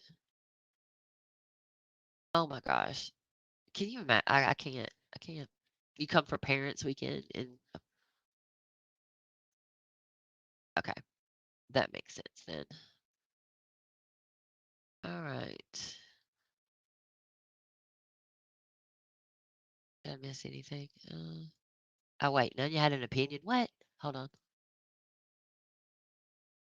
Oh, okay. I was like, none you has an opinion. What? All right, we could go to the next one. I know Tracy needed a break. All right. This is supplement 6. Uh, watch guard event. Let me see who this is. This is Aaron Morris, 172. And I can't put it on the screen right now. I'm sorry, guys. But I'll read it. We should be fine. So this says on 11/13/22 at around 1300 hours, I was advised by Captain Barrett to respond to work due to a homicide investigation. I was told to remain available for calls for service. At around 1630 hours, I relieved Officer Rosinski on the north side of 1122 King Road. I was stationed for scene security and helped keep a log of who entered and exited the crime scene. Officer Smith entered at 1700 hours and exited at 1725 hours. ISP Talbot entered at 1700 hours and left at 1740 hours. Corporal Payne entered at 1700 hours and exited at 1723 hours. P.A. Jennings entered at 1703 hours and exited at 1723 hours. ISP Jake entered at 1725 hours and left at 1738 hours. ISP Gideon entered at 1725 hours and exited at 1739 hours. Sergeant Blaker entered at 1728 hours and exited at 1740 hours. Corporal Payne entered at 1728 and entered and exited at 1738.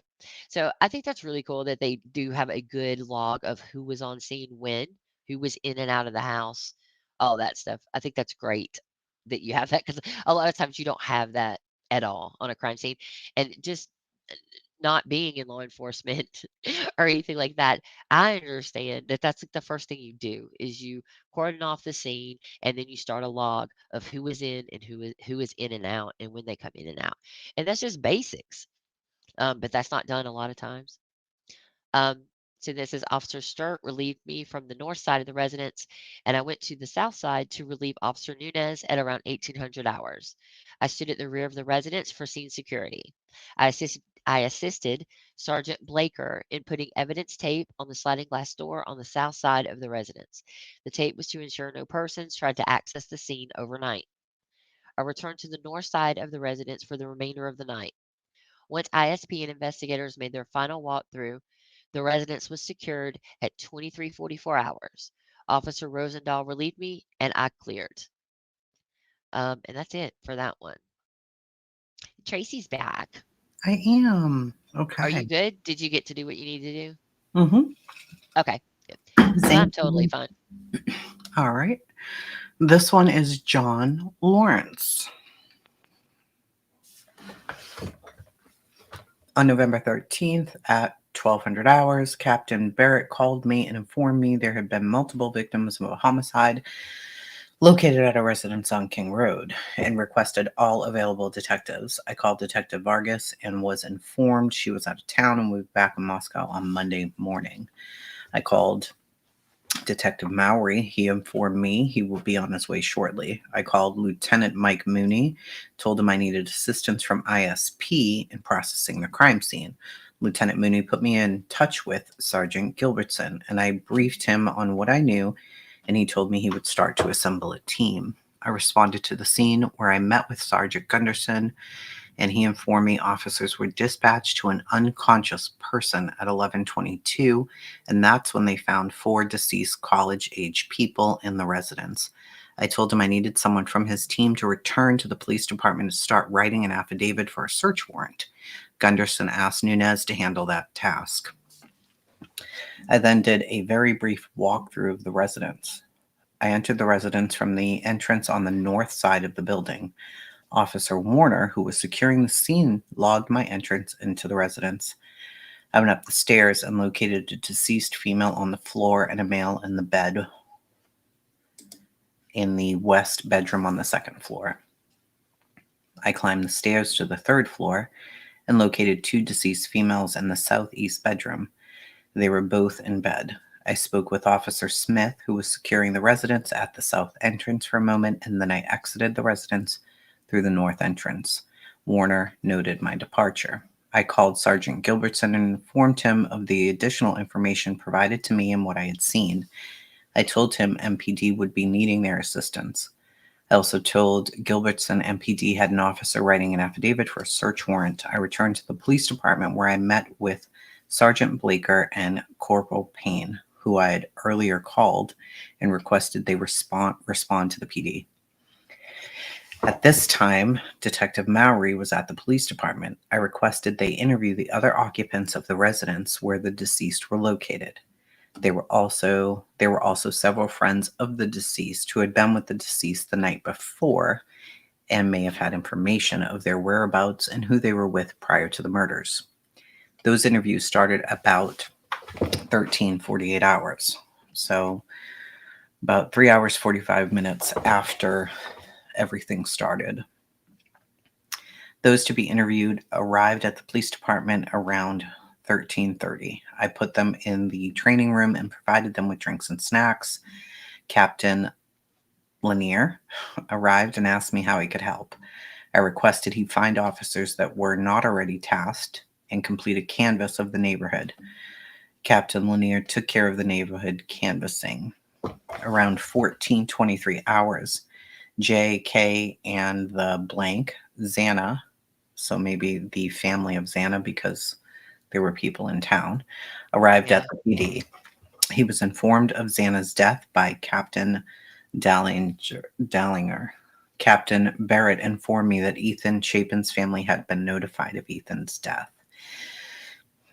Captain Barrett asked me to take care of the death notifications for Maddie Mogan and Kaylee Goncalves.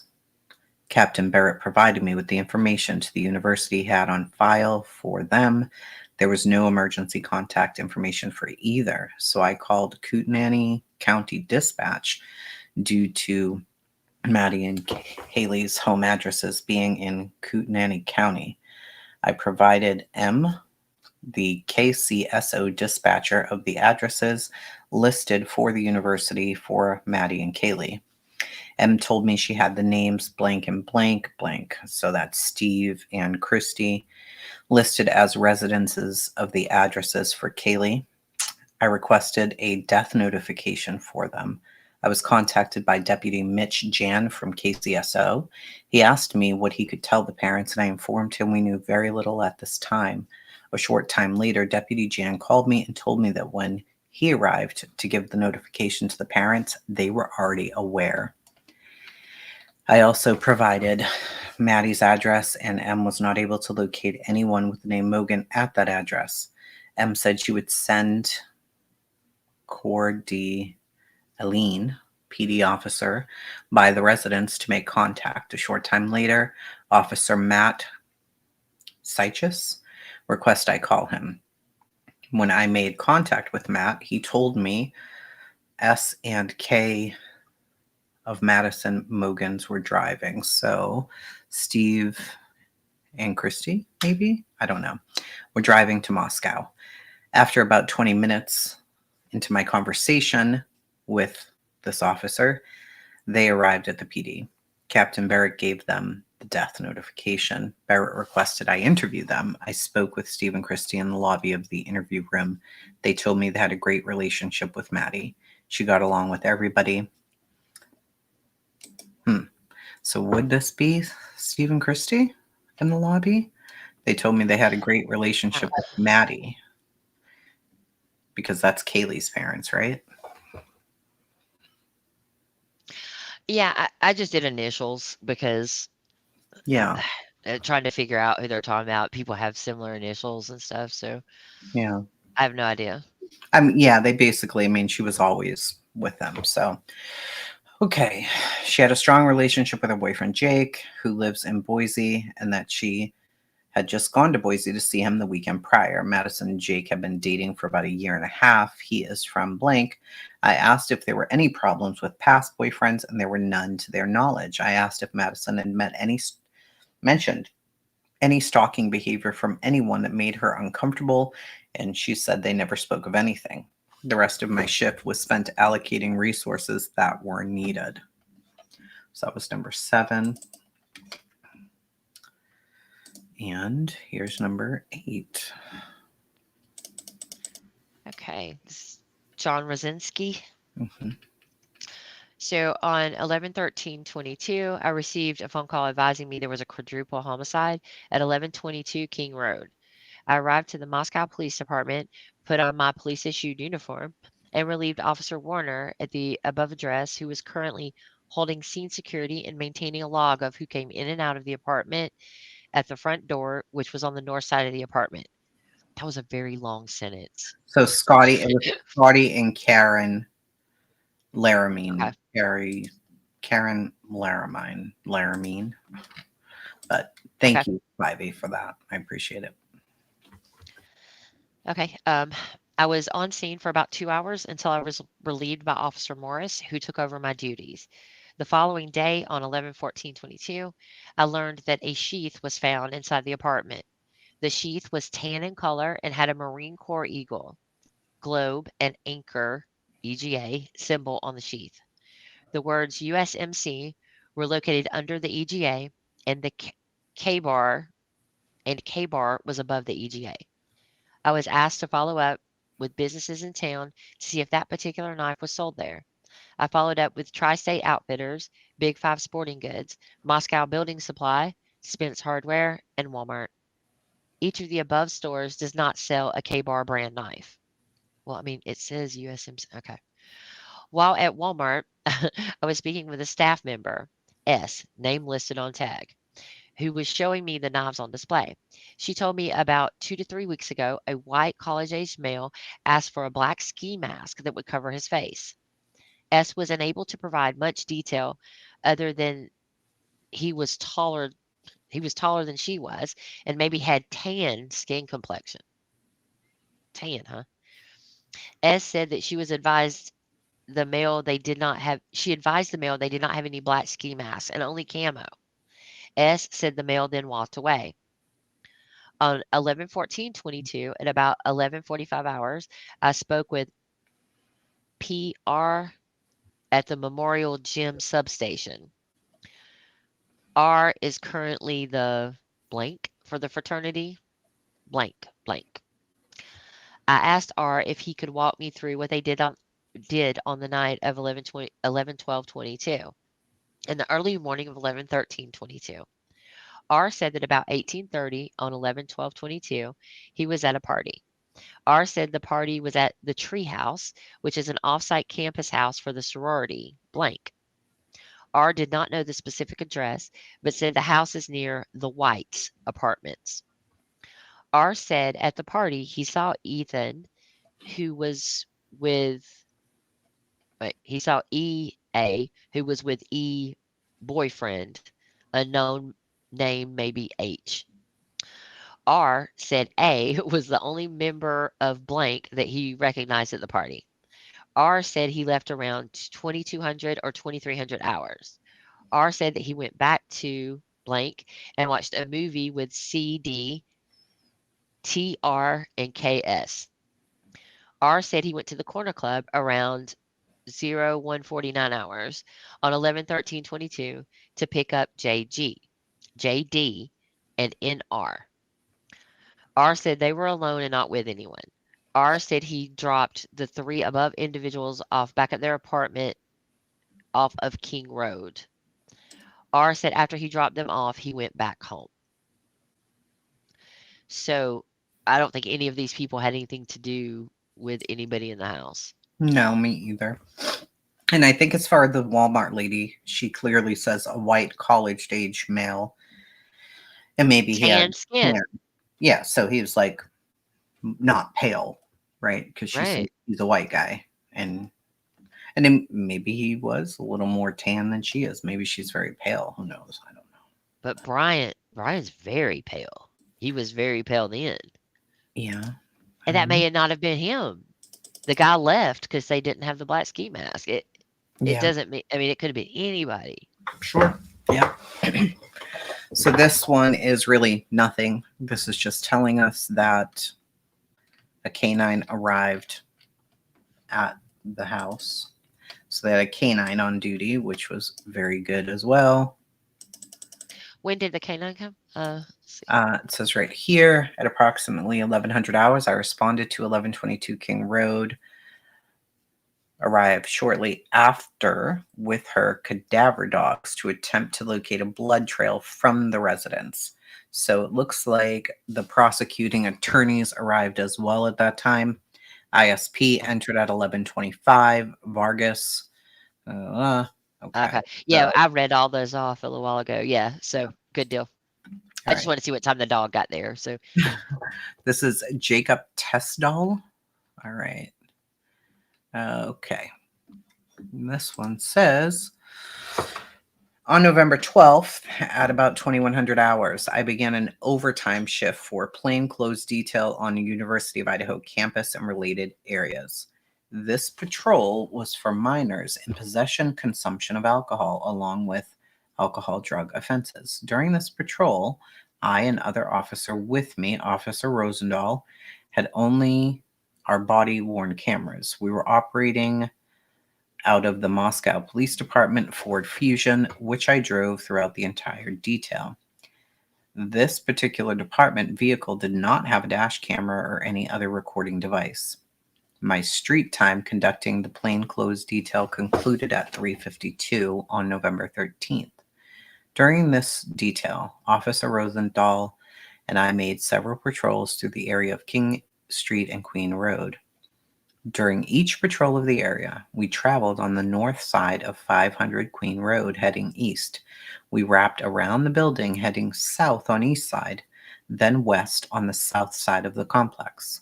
We then traveled north on the west side, turned west onto Queen Road, and then proceeded to King Street. During one of the patrols, while approaching the southwest corner of 500 Queen Road, I recalled seeing a darker colored vehicle with taillights on. This vehicle was parked facing south on the south side of the parking lot towards the west end. There was a short section of the parking lot which extended to the west of 500 Queen Road, south of 1122 King Street, which is where the vehicle was.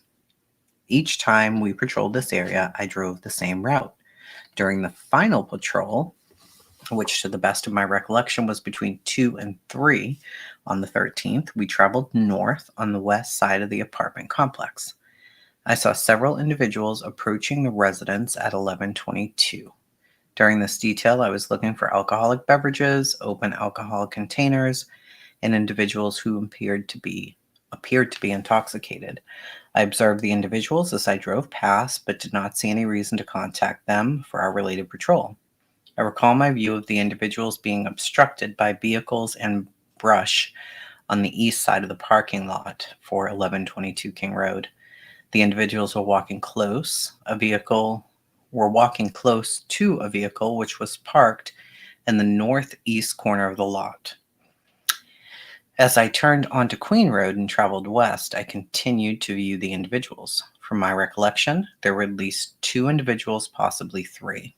I recall one having blonde hair. I don't recall exactly how many were there, what they were wearing, or any other details as I quickly looked for beverages in their hands and whether they were staggering from intoxication.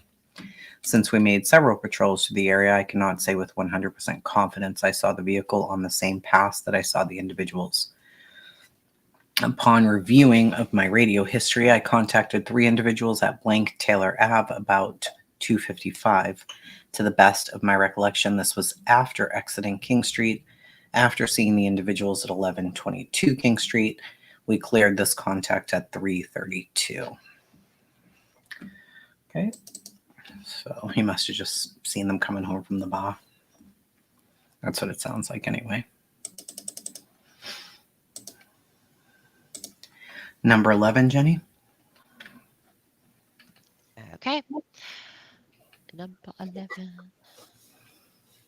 Yeah, cracking Who is acid. We talked about it at the beginning. Sorry.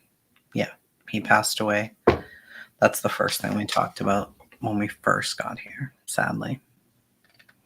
I know. Ugh, it's a lot at one time. Um, so David Hathaway is who this is.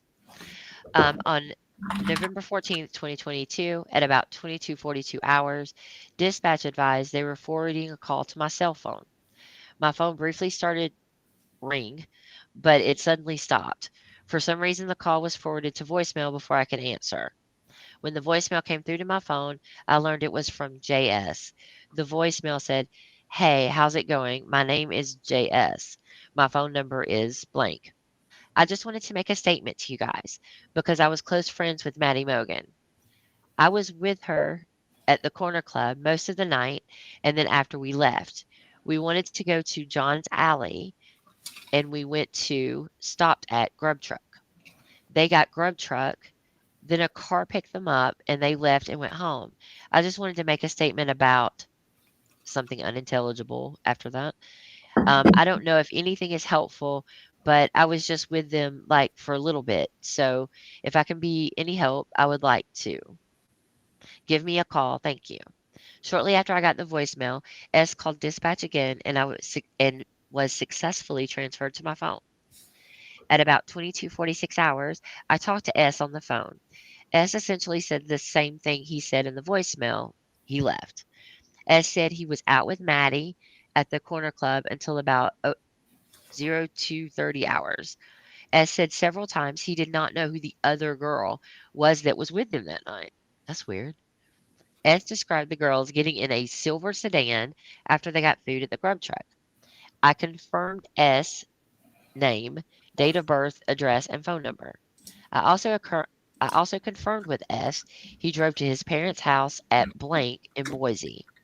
I asked S how long he planned to be at his parents' house, and he said he was skipping the next week of classes and will remain in Boise until after Thanksgiving break. S said he was willing to talk to a detective about his involvement with this case. S said he does not have a roommate at his Queen Road apartment and that he lives alone. I recorded our conversations with my dash camera and BWC. The videos were uploaded to the WatchGuard server. I attached the audio file of the voicemail S left me to this case through Spillman. That's it. I Well, don't the know who reason S. he doesn't know who the other girl was is because Kaylee didn't live there anymore. She had graduated early and then came back to show them her Range Rover. Remember? Yeah, yeah. It just I don't know who S is, I guess, but I thought like Yeah. Maddie was with her all the time, or most of the time. It just seemed weird somebody would be there that knew one of them but didn't know the other. But I don't know the situation either. So Yeah. I'm guessing it was because, she wasn't living there at that yeah, time. So, that makes sense. okay. This is Officer House, and this is the 14th. I responded to the area of King Road and Queen Road. I photographed and looked in 3 dumpsters in the area. All 3 dumpsters were located on the street. I saw nothing of evidentiary value in the dumpsters. I photographed them and cleared the area. ISP later pulled the trash pursuant to this investigation. Some blood was located on the 2nd floor at blank Taylor Ave. Taylor Ave is commonly referred to as the Whites and is a known party location. The blood was isolated to one area with no trail to either area. I photographed the blood and notified on-scene investigators. Officer House and I walked various areas of the crime scene looking for evidence.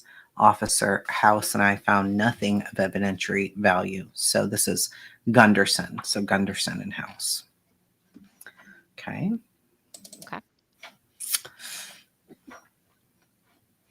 And 13. Bye, Allie. Okay. This is Lanier, Roger Lanier. Got it. Um, Lanier. I like it. I Linear. kind of like the Lanier. I like it a lot. Okay. So this is a supplement report to the video at Corner Club. On November 15th, 2022, at 0930 hours, myself and Detective Mowry responded to the Corner Club at blank, that's the address, to contact the owner, MT. This was a prearranged meeting to view video from the evening of November 12th to the early morning hours of November 13th, 2022. The purpose was to confirm that Madison Mogan and Kaylee Goncalves, is that how you say? Is it Gonsalves, right? No, it's Goncalves. It is Goncalves. Okay. Hmm. Sorry, Yeah. I couldn't remember. I want to say it right. Goncalves. Okay.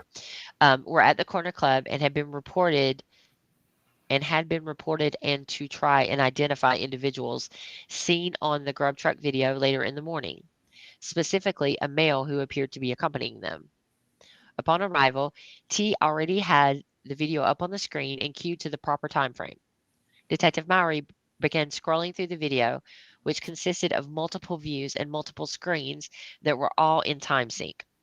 We determined that Goncalves and Mogan arrived at the corner club at 22:20 hours in a Prius type vehicle with one other unidentified female. The vehicle was determined to be an Uber vehicle and the driver identified. Goncalves and Mogan mingle around the bar but spent most of their time in the front along the bar next to the left end as you face the bar. They make occasional trips to the restroom and speak to several people as they mingle. At 0022 hours, Kaylee paid her bar tab using her credit card, which consisted of 9 well vodka and 2 add juice. T provided a copy of the receipt. At approximately 0100 hours, Kaylee engages in conversation with a subject identified by bar staff as J. J JJS. Jack is I think the nickname in between. So it's Hmm. J nickname S. S was seen with Goncalves and Mogan in the grub It's truck video later in the evening. I'm sorry? just because you said you wanted to say it right. Dina gave us the correct pronunciation. Gonzalez. Gonsalves. That's what I thought. Yeah. Yeah, I thought there was it doesn't you don't pronounce it the way it's spelled. I knew that, but I couldn't recall. So Gonsalves. Okay. Thank you. Gonzalez. Thank you so much.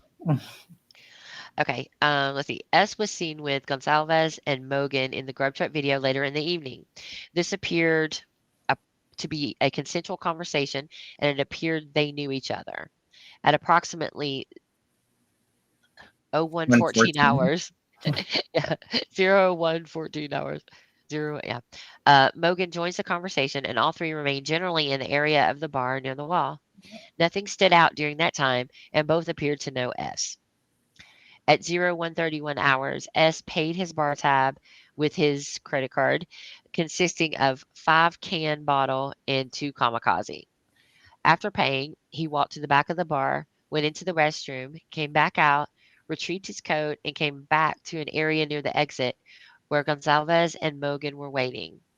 S waited in the background while the girls finished conversing with others, and they all exited the building at 0137 hours.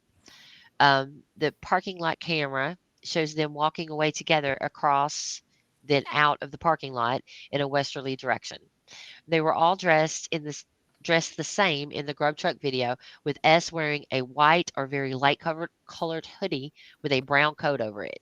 While reviewing the video, we also recognized JD, who was reported to be Gonsalves's ex-boyfriend. We did not track his movements in the video, but he appeared to spend most of his time at the opposite end of the business, seated with several other males. At one point, there appeared to be a brief interaction with Gonsalves that looked cordial and in passing. D left at 0151 hours with 2 other males. Also noticed in the video was a subject seen in the grub truck video. I recognized him because of his unique sweater and long hair and beard. He was identified as HV by bar staff. He checked out at 0.0000 hours using a credit card in the name of SV, showing 2 micro tub. I didn't notice any interaction between V and Gonsalves or Mogan. A third subject who was seen in the Grub Truck video was also observed in the Corner Club, but we were not able to identify him. He is a stocky build white male with brown hair and facial hair wearing a brownish sweater. I did not observe any interaction between him and Gonsalves or Mogan. Because the video file was extremely large, Detective Mowry was unable to copy it to an external storage device. We left the business, and Detective Mowry is working on obtaining a usable copy of the video for a closer review. I have attached the bar receipts provided by T. End of report. All right, so maybe one more, and that'd be 2 hours that we've done. What do you? Ah, Oh, it feels like less time. It feels like we just started. So, does it? yeah. Yeah, it does. I'm so interested in it. Just I know, I know. It's just so that, I didn't want to be too long, but also not too short. yeah. Um, well, goodness gracious, great balls of fire. The first ones are 50. There's 50. So maybe tonight, if there's not like a ton of other things happening, Mm. we can come back on. What do you think about that? I am more than happy to do this at any time. Like Okay. tomorrow, I think I have like a little bit of a schedule, thing with work. Like afternoon, I'm good until 3. So So you're I good mean at for 3. like, shut up, Pixie, you. Time. Yes, I know. 1 hour, and I have to watch the time the whole time. My name's Nanya. So, Yeah, and I thought we were going till we got was hired, so I'm good. No, I think you're right. Doing them in little increments like that. I mean, it doesn't mean we can't go yeah, twice a day or whatever if we want to. So, yeah, I mean, this is going to take a while to get through these. this is definitely going to take a while. um, And I love the conversation part of it. The mhm, conversation we had earlier, I think is super important. I agree. Um, because these people have been treated horribly by the public in They a have, lot of cases. So I they think that's have. important. All right, so I'll read this one, and then it'll be 2 o'clock. So this is Jay Talbot, and he did interviews with the neighbors. So November 14th, I went to 1122 King Road with Sergeant Blaker to observe the scene. I walked through the house and around the outside of the residence along with other investigators looking for possible evidence. ISP investigators were on the scene, walking through for a second time, looking for additional evidence. I walked around the south side of 1122 King Road, up the hill, and along the fence line for Walenta. The backyard for blank Walenta backs up to the backyard of 1122 King Road. I spoke with SG at blank Walenta and asked for his permission to look through his backyard, which he said I could. G told me that G told me he was a person who previously called dispatch to provide information about what he observed. I told G after looking over the area and through the residence on King Road. What? Is that a sentence? I told G after looking over the area and through the residence on King Road, okay, I would come back and get a statement from him. I did not locate anything of interest in the backyard of Walenta or on the hillside behind 1122. I walked into the home and looked through the house with other investigators. The following 4 evidence items were collected by ISP 3431 J. Talbot inside 1122 King Road on November 14th and turned over to me on the scene. ISP took photos of the items and places in the places they were collected from. I booked the following items into MPD evidence. A copy of the evidence property receipt relating to these items is attached. So, Exhibit 57, a rolled $2 bill located on the desk in F2, bedroom 1, northwest. Exhibit 58, blue powder, suspected drugs, located on the desk in F2, bedroom 1, northwest. Exhibit 59, a blood sample west wall F2 living room. Exhibit 60, blood sample F3 bedroom 2 northwest wall. I spoke to the following people who lived at blank Walenta. My conversations with S, G, M, and TM were recorded and attached electronically to this case file. Okay. So This where is interview this in here. relation? It's behind. Hmm? Yes, It's their behind. backyards connect. Okay, Hmm. got it. Okay. All right, so this is one of the interviews, and it says SG told me the following. He woke up a couple of times Saturday night. He looked at the clock, saw it was 4:17, and he said after about 5 minutes of waking up, he heard a dog barking outside. So again, the dog outside. This is the second person from the Is it, or direction, is it the same person? different person. Okay. Yeah, because the other person lived at the white apartments or whatever, the other house, and said Oh, that's he right. was in bed with a woman, right? Or something. So I guess That's right. yeah, let's see. Heard a dog barking outside from the direction of 1122 King Road. G said he was going in and out of sleep, and after an hour around 5 a.m., he still heard the dog barking outside from the direction of 1122. G said his bedroom is on the far northeast side of Walenta and is closest to the backyard of 1122. G said there is a motion light outside of his window and said if it turned on, he would have noticed it. G told me he has lived in this residence since January and has not heard the dog barking outside before in the middle of the night. I next spoke with MM. M told me on the 13th he woke up around 2:30 and left the house around 3 a.m. M said he had an extended training day and it lasted about 12 hours. M said he finished his extended training day around 1800 hours at Buffalo Wild Wings and arrived home around 1830 hours. M said he was with approximately 20 blank members and did not notice anyone who should have been there was not there. M did not remember hearing anything in particular when he woke up or left around 2:30 and 3 o'clock. M did not hear the dog barking. I next spoke with TM. T told me he did not hear a dog barking at any point. T said he'd been out at the bars the evening of the 12th and got home around 2:30. T said he sleeps with earplugs in. T said his sister M mentioned she saw Madison at some point at the corner club. T provided me with his sister's phone number. Okay, so, hey Amanda. Dad said it in his NPAC statement. Yeah. Did they get BK's DNA from the scene? No.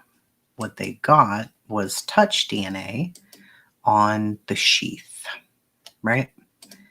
So then they used that and ran it against, was it a piece of mail from his dad's trash? I believe. I think so. Let me see. Never. There was Brian. so much crap on social media about what was found when and how, and it I'm just pretty I sure. stopped I stopped paying attention at that point. Just it was so So it ridiculous. says the K bar knife sheath left on the bed at the crime scene in the Idaho house contained a single male DNA profile. Crucially, no mixed or female DNA linking it directly to a perpetrator. Since the DNA didn't match any known fingerprints in a criminal database, the FBI submitted it to private forensic genealogy services via a Texas firm. Othram mapped the DNA to a distant relative in a public database, allowing genealogists and law enforcement to construct a family tree and zero in on Koberger. Officers then collected a cheek swab from Koberger. Lab analysis shows the DNA on the sheath was statistically over 5 octillion times more likely to be his than anyone else's. In addition, investigators reportedly seized a Q-tip from Koberger's father's trash, which matched DNA picked up on site, further confirming the connection. So, sheath DNA was a single male profile. Genetic genealogy narrowed it down to Koberger's family. Cheek swab and a statistical match tied him to the scene because of that DNA. And then they looked in the dad's trash and corroborated the bloodline link via genealogy. Well, would you look at that? That's a little crazy. Would you look at it? Would you look at that? Would you just look at it? Can you just look at that? This guy right here, here's who made me sob yesterday, okay? Oh I gosh. could not take it. I could not take I it. think that's where I dropped off, where it was just like, I'll have to watch it later because it was so overwhelming. I couldn't breathe. I was sobbing so hard. I can't imagine. I cannot imagine. He's Maddie's dad, and never in life have I seen anything like that. My whole heart broke for him. I couldn't. I had it. When he came on, I was like, okay, I'm done. I can't do this now. This is too much. He had something prepared. He wrote it all out. He just couldn't do it. He's just like, I just want to say I love her and I miss her a lot. And that's it. I don't know. It was the worst. This new camera does that focus thing. It's driving me crazy. It's driving me crazy, Jenny. Um, Nightbot time somebody out. Do you have Nightbot? The only thing Nightbot has is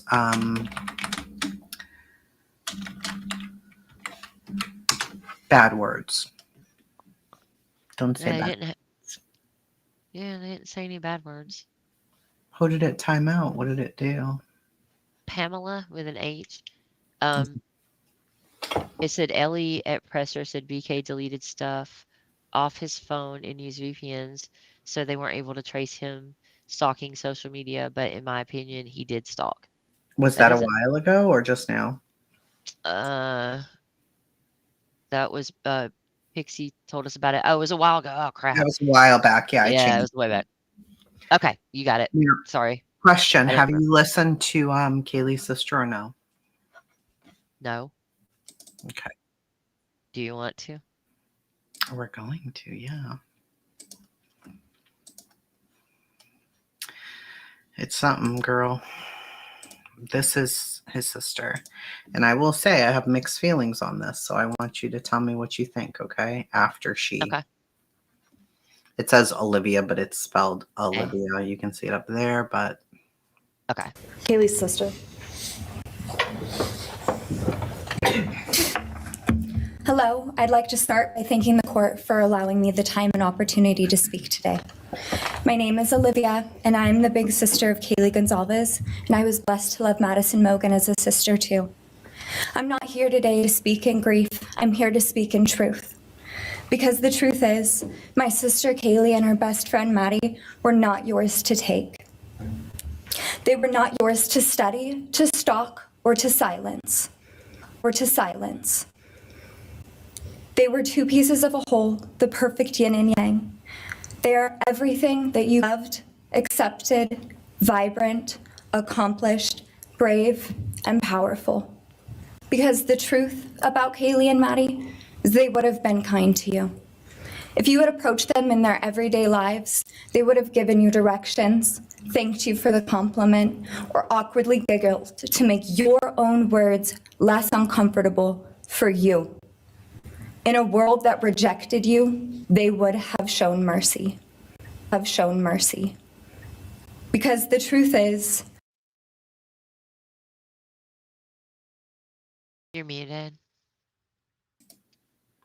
I said, I don't know why that's repeating the way that it is. I know, that was kind of weird. Yeah. It is really weird. Hold on, let me play it from somewhere else. That was KRM News.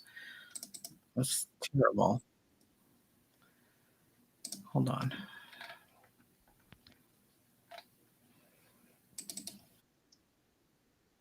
I mean, they may or may not have been kind to him. I mean, we all have our days. So Definitely. I guess she just meant they weren't mean people. They tried to be nice to people. We're stuck. Stop it. Okay. Sorry, we were stuck. Uh-oh. We're okay now.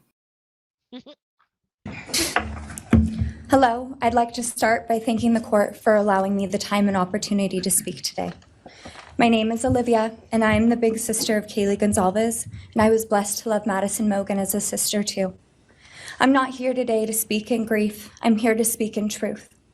Because the truth is, my sister Kaylee and her best friend Maddie were not yours to take.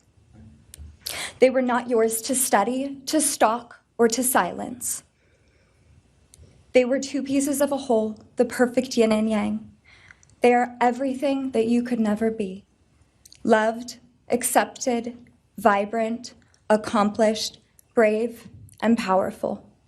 Because the truth about Kaylee and Maddie is they would have been kind to you. If you had approached them in their everyday lives, they would have given you directions, thanked you for the compliment, or awkwardly giggled to make your own words less uncomfortable for you. In a world that rejected you, they would have shown mercy. Because the truth is, I'm angry. Every day I'm angry. I'm left shouting at the inside of my own head everything I wish I could say to you. The truth about me is when I heard the news, I didn't cry. I listened for them. I promised them I would, that I would fight for them, that I would show up no matter what it cost me. I swore I'd never let them feel alone. Because you see, I've always been their heavyweight. I've always been the one to fight the battles they didn't feel ready to fight themselves. All it ever took was a call, and they knew I would handle it for them, no matter the time, no matter the cost. They could wave their white flag because they knew I would never back down, not for them, and not even death could change that.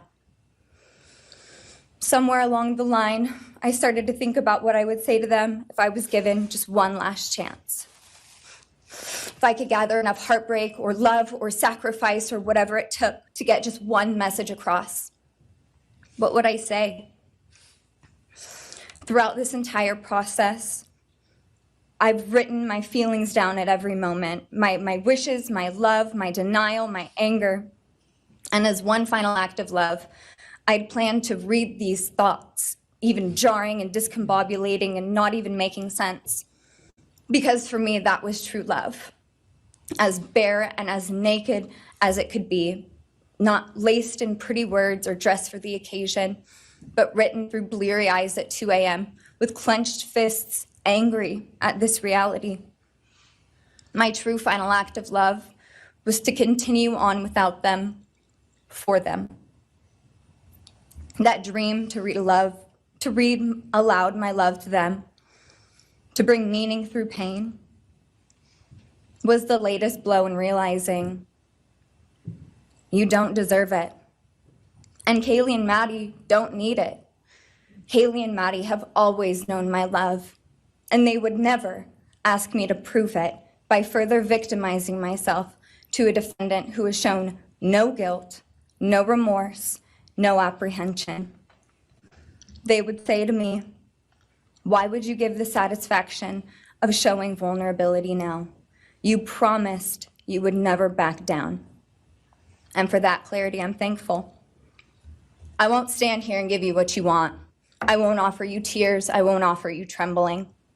Disappointments like you thrive on pain, on fear, and on the illusion of power. And I won't feed your beast. Instead, I will call you what you are. Sociopath, psychopath, murderer. I will ask the questions that reverberate violently in my own head, so loudly that I can't think straight most any day. Some of these might be familiar, so sit up straight when I talk to you. How was your life right before you murdered my sisters? Did you prepare for the crime before leaving your apartment? Please detail what you were thinking and feeling at this time. Why did you choose my sisters? Before making your move, did you approach my sisters? Detail what you were thinking and feeling. Before leaving their home, is there anything else you did? How does it feel to know the only thing you failed more miserably at than being a murderer is trying to be a rapper? Did you recently start shaving or manually pulling out your eyebrows? Why November 13th? Did you truly think your Amazon purchase was untraceable because you used a gift card? How do you find it enjoyable to stargaze with such a severe case of visual snow? Where is the murder weapon? The clothes you wore that night? What did you bring into the house with you? What was the second weapon you used on Kaylee? What were Kaylee's last words? Please describe in detail the level of anxiety you must have felt when you heard the Bearcat pull up to your family home on December 30th, 2022. Which do you regret more? Returning to the crime scene 5 hours later, or never, ever going back to Moscow, not even once, after stalking them there for months? If you were really smart, do you think you'd be here right now? What's it like needing this much attention just to feel real? You're terrified of being ordinary, aren't you? Do you feel anything at all? Or are you exactly what you always feared? Nothing. If you're so powerful, then why are you still hiding, defendant? You see, I'm here today as me. But who are you? Let's try to take off your mask and see. You didn't create devastation. You revealed it in yourself. And that darkness you carry, that emptiness, you'll sit with it long after this is over. That is your sentence. And it was written on the wall long before you ever pled guilty. You didn't win. You just exposed yourself as the coward you are. You're a delusional, pathetic, hypochondriac loser who thought you were so much smarter than everybody else. Constantly scolding, turning your nose up to grammar mistakes, nitpicking and criticizing others. You wanted so badly to be different, to be special, to be better, to be deep, to be mysterious. You found yourself thinking you were better than everyone else, and you thought you could figure out the human psyche and see through it, all while tweaked out on heroin. Lurking in the shadows made you feel powerful because no one ever paid you any attention in the light. You thought you were exceptional, all because of a grade on a paper. You thought you were elite because your online IQ test from 2010 told you so. All of that effort just to seem important. It's desperate. There is a name for your condition, though. Your inflated ego just didn't allow you to see it. Wannabe. You act like no one could ever understand your mind, but the truth is you're basic. You're a textbook case of insecurity disguised as control. Your patterns are predictable. Your motives are shallow. You are not profound. You're pathetic. You aren't special or deep, not mysterious or exceptional. Don't ever get it twisted again. No one is scared of you today. No one is intimidated by you. No one is impressed by you. No one thinks that you are important. You orchestrated this like you thought you were God. Now look at you, begging a courtroom for scraps. You spent months preparing, and still all it took was my sister in a sheath. You work so hard to seem dangerous, but real control doesn't have to prove itself. The truth is, the scariest part about you is how painfully average you turned out to be. The truth is, you're as dumb as they come. Stupid, clumsy, slow, sloppy, weak, dirty. Let me be very clear. Don't ever try to convince yourself you mattered just because someone finally said your name out loud. I see through you. You want the truth? Here's the one you'll hate the most. If you hadn't attacked them in their sleep, in the middle of the night, like a pedophile, Kaylee would have kicked your fucking ass. Thank you. Thank you.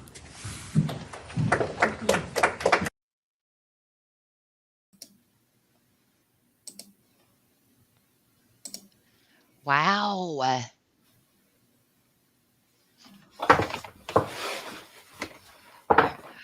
Um. Wow.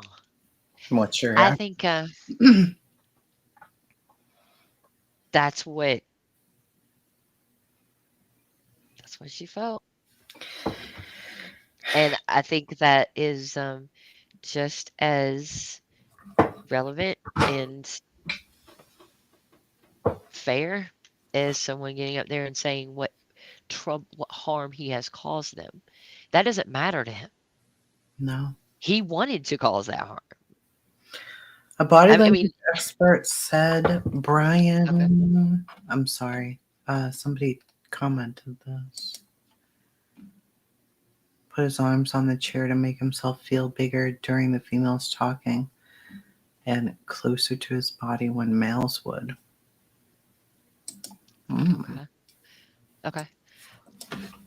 I I think that's fair because that's.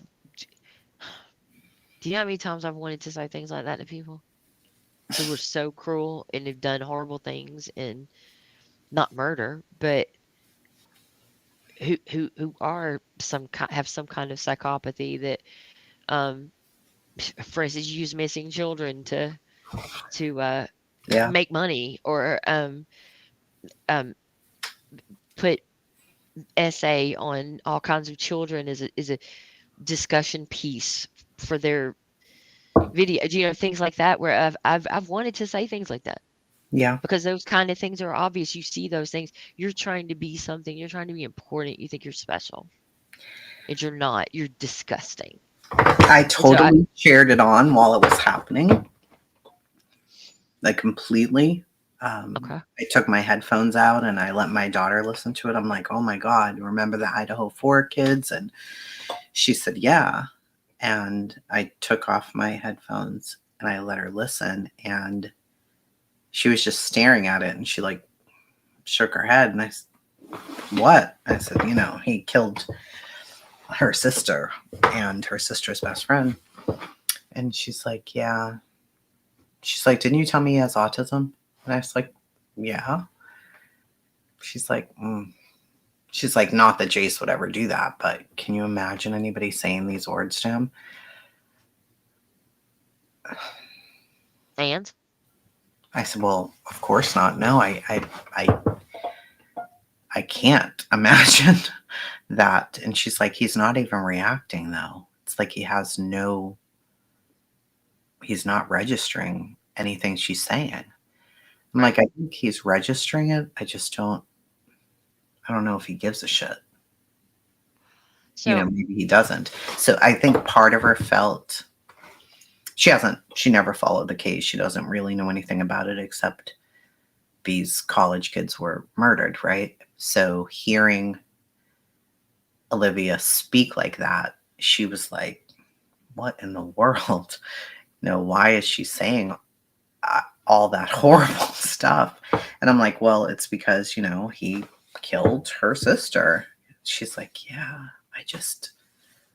I don't know.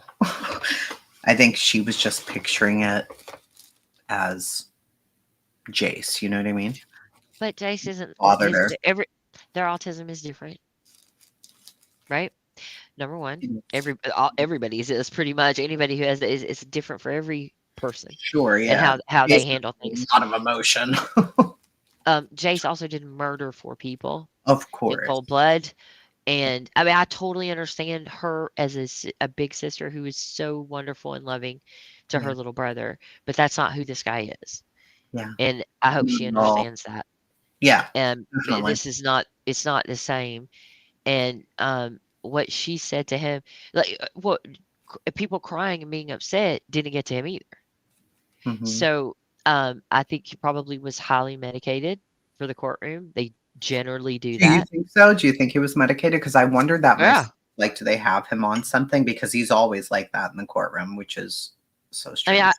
I don't know for sure, but I think that he is on some kind of medication that sedates him, Yeah, because sure. nobody sits through that. I don't care who you are. You don't sit through every single thing that I've heard said, and I haven't even heard all of it yet. Everything that was said, the range of stuff that was said, and not react to any of it. Yeah. It doesn't. That's just not. That's just not. Like, yeah, the autism didn't cause this. And I don't know that it's even like a really like strong autism. You know what I mean? His problems are deeper and different. I think they started And long ago, but I think yeah, I think his issues and his autism are compounded by other things. You yeah, know, maybe a deep hatred for himself. Who knows? women. Women, maybe. Yeah, I don't know. I that may not have even been the case, but it does seem that way. And the things that she said to him, and you look at what we've heard about him, the things they uncovered about him, like his IQ test and all that kind of stuff, and she's like Yeah. dinging him with that. Um, that builds a picture of who she believes that he is, Hmm. and she wanted to hurt him as Yeah. badly as or somewhere in the realm of how badly She's he hurt. had hurt. Yeah, she's hurt. And I get that. I think that was very brave and Definitely. strong. Yeah. And um I don't have any issue with this situation with somebody standing up and saying that. Clearly the judge didn't either. No. Um I so think he had told them the day before, not to be cussing in his courtroom or something like that. yeah. But, at the same time, you're going to get up there and everything was going to come out because what else can you do? I mean, I think she did an outstanding job. She was very composed. Um, I don't know. I, Yeah. So anyway, regardless of rough. whether I think it did process for him. I saw little twitches Yeah, at very, certain things. very small ones. Yeah. Mhm. So I think she heard him. I think she heard him to the core. But he's not gonna let me see that, No. right? That's who she's describing who he is when she's doing that. The person she describes will never let you know what Mhm. they're feeling, regardless of Which what it is is. so scary. And I wonder if Mhm. his parents will ever come out and talk or anything like that. But there was a point yesterday when the judge was sentencing saying, there's been a lot of talk of a book and movies and all of this. And I would just hope that people wouldn't try that for views and clicks and stuff. So I guess they don't have that clause in Idaho where you can prevent them from profiting from their murder. Some states have that, some others don't, and I guess Idaho Idaho doesn't? Are you sure? I thought that was like a is across the positive. board. Mm-mm. Oh my gosh. I was pretty shocked yesterday. He was like, "I just hope that someone doesn't stoop, allow that for his voice to be heard." Well, let me just make sure. I'm positive that's what he said, though. Wow. They can. They can. Oh wait, no, they do it. They can earn money in the prison, just like any other place in food service, maintenance, Sure, laundry. yeah, Okay, let me see. but I'm pretty sure they don't have that thing. It's called the Son of Sam law, and Idaho does not specifically have one. Here's how it stands in Idaho. No state level copycat law targeting crime related profits like story rights or royalties has been passed or identified in any Idaho statute. These are known as the Son of Sam laws. The Supreme Court struck down New York's original version in 1991, deeming it overbroad under the First Amendment. Many states then revised it and repealed similar laws. In Idaho, no modern equivalent has emerged that seizes profits directly from crime storytelling. That said, victims in Idaho and other states retain the right to use a civil lawsuit, such as wrongful death, emotional distress claims, to recover any proceeds from a criminal that they may earn from publications, media deals, or murder Yeah, memorabilia. that's what I was going to ask. Does his sentence include restitution of any It kind? does. Because if It was that's the only case, then the money's going to 50,000. these families. How much? 50,000 per family. Well, he won't. I don't think he'd sell a lot more than that. That would pay them the restitution. I'm fine with that. Oh, Do you see what I'm saying? If the proceeds went I think to the he'd earn families, a fuck of a lot more than that if he decided to tell his story. I think it would be in the millions. I'd never pay for it. No, but I think a hell of a lot of people would. Oh yeah, yeah, always. I mean, just out of curiosity, you can't blame them for wanting to hear it, like to wanting to know what comes out of this mind, like what kind of stuff. You Of think he'd course. sell more than 50K each?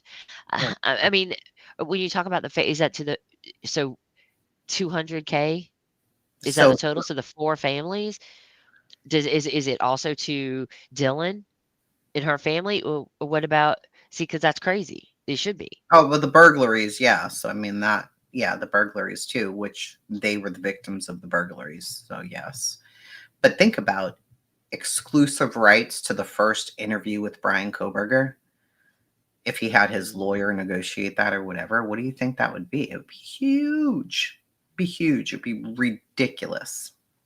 And then a book, if somebody wanted to go in there and work with him on a book, or even if the book wasn't about the murders and it was about his own brain or who he is as a human or something, Then it would that sell out in seconds. I hope that the families go to civil court and sue for every penny that he ever made or will make while he is in prison. And What do you mean? they would win, I think. No, not while you're in prison, right? I don't know about the 20% thing. They have no rights when they're in prison, so it's a different Well, setup. in his prison, he can buy a tablet for $100 and they're allowed to watch anything they want on their YouTube and, all the things. That's so Play crazy. games and stuff and make phone calls. Then they can also buy a TV, and that TV comes with cable. Oh, only 25%, Amanda, is that right? I don't know what Amanda's saying. Up to 25% can be taken for restitution. But Okay. not the whole amount. That's Gotcha, crazy. gotcha. Oh, definitely, Jonathan. I understand. Okay, here we go. 25% of all incoming funds to the inmate's trust account, money from family deposits, prison wages, etc., will be automatically deducted and applied towards their court-ordered restitution balance. This is standard in most states, including Idaho. If Koberger were to profit from a book, interview, or outside job, 25% of those proceeds would also be garnished towards restitution. Wow. So, Idaho restitution statute. According to Idaho Department of Corrections policies, 25% of any funds deposited into an inmate's account, including earned wages, deposits from friends, families, or others, will be automatically withheld. This means, in practice, income types subject to the deductions: prison wages, gift deposits, potential book interview royalties. Each time money enters the inmate's trust account, 25% is diverted automatically to fulfill the restitution order, whether during incarceration or after. It ensures that even with limited inmate income, there's a consistent stream of funds going towards this compensation. Wow. So if he ever did, think about that. That's wild. Oh, you haven't listened to Steve yet? It was a lot more tame than I thought that it was going to be. but it was still something. And then when his He wife let his daughter do it. his wife too, I mean, his wife spoke, and then before she left, she stopped and said, and from our youngest daughter, she wanted to say, even though you got A's in high school, you'll be getting the big D's in prison. Oh, I was okay. like, I mean, that happened so quickly that I was like, what just happened there? Did she just say he was going to be getting the big D's in prison? But yes, she said that. I was like, okay, well, there's that. I mean, clearly she's like a teenager or youngster, Yeah. but he won't become anybody's bitch. He's in a cell 23 hours a day. There's no possible way for it to happen. He's Is going to that be, so? yeah, he's in one of the He's not in areas the general? where, hmm? He's not out with everybody else in the general? Oh, no, absolutely not. No, he'll be in Why? the most famous or the most whatever dangerous killers, especially those who do something like this, because he's a famous person, which is just crazy to even. Ew. Yeah. That's insulting on Nate its Eaton went. head. I mean, this. I know. But they do have a duty to protect him. So their duty to protect him is putting him in that pod, which is when you walk in. Nate actually went to see it. Let me show this to you before we go so that you guys can see what this place looks like. Because I was like, really? This is where he's going? Okay.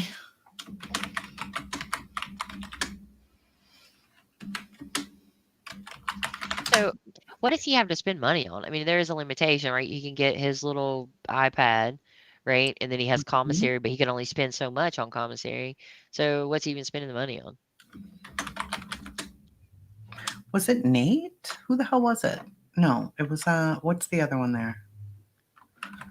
Skeeter said he's going to be a trustee. He was a PhD criminology student. He's an optimal bootlicker. Are you Here it serious? is. Yeah. I apologize. It wasn't Nate. It was this one. Here you go. Shut up.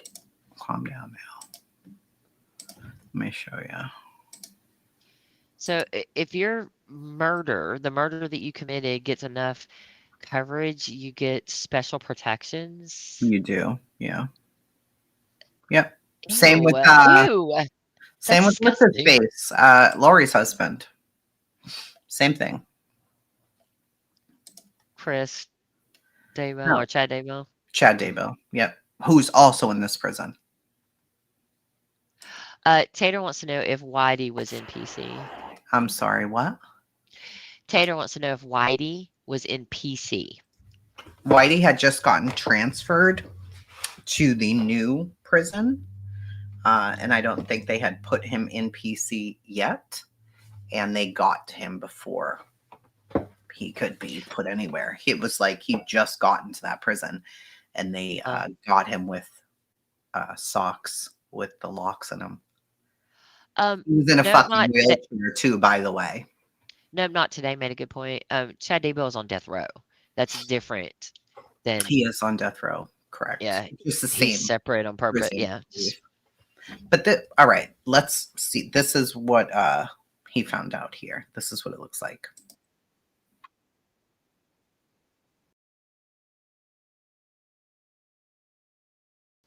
I can't see it if you're showing it. I'm an idiot.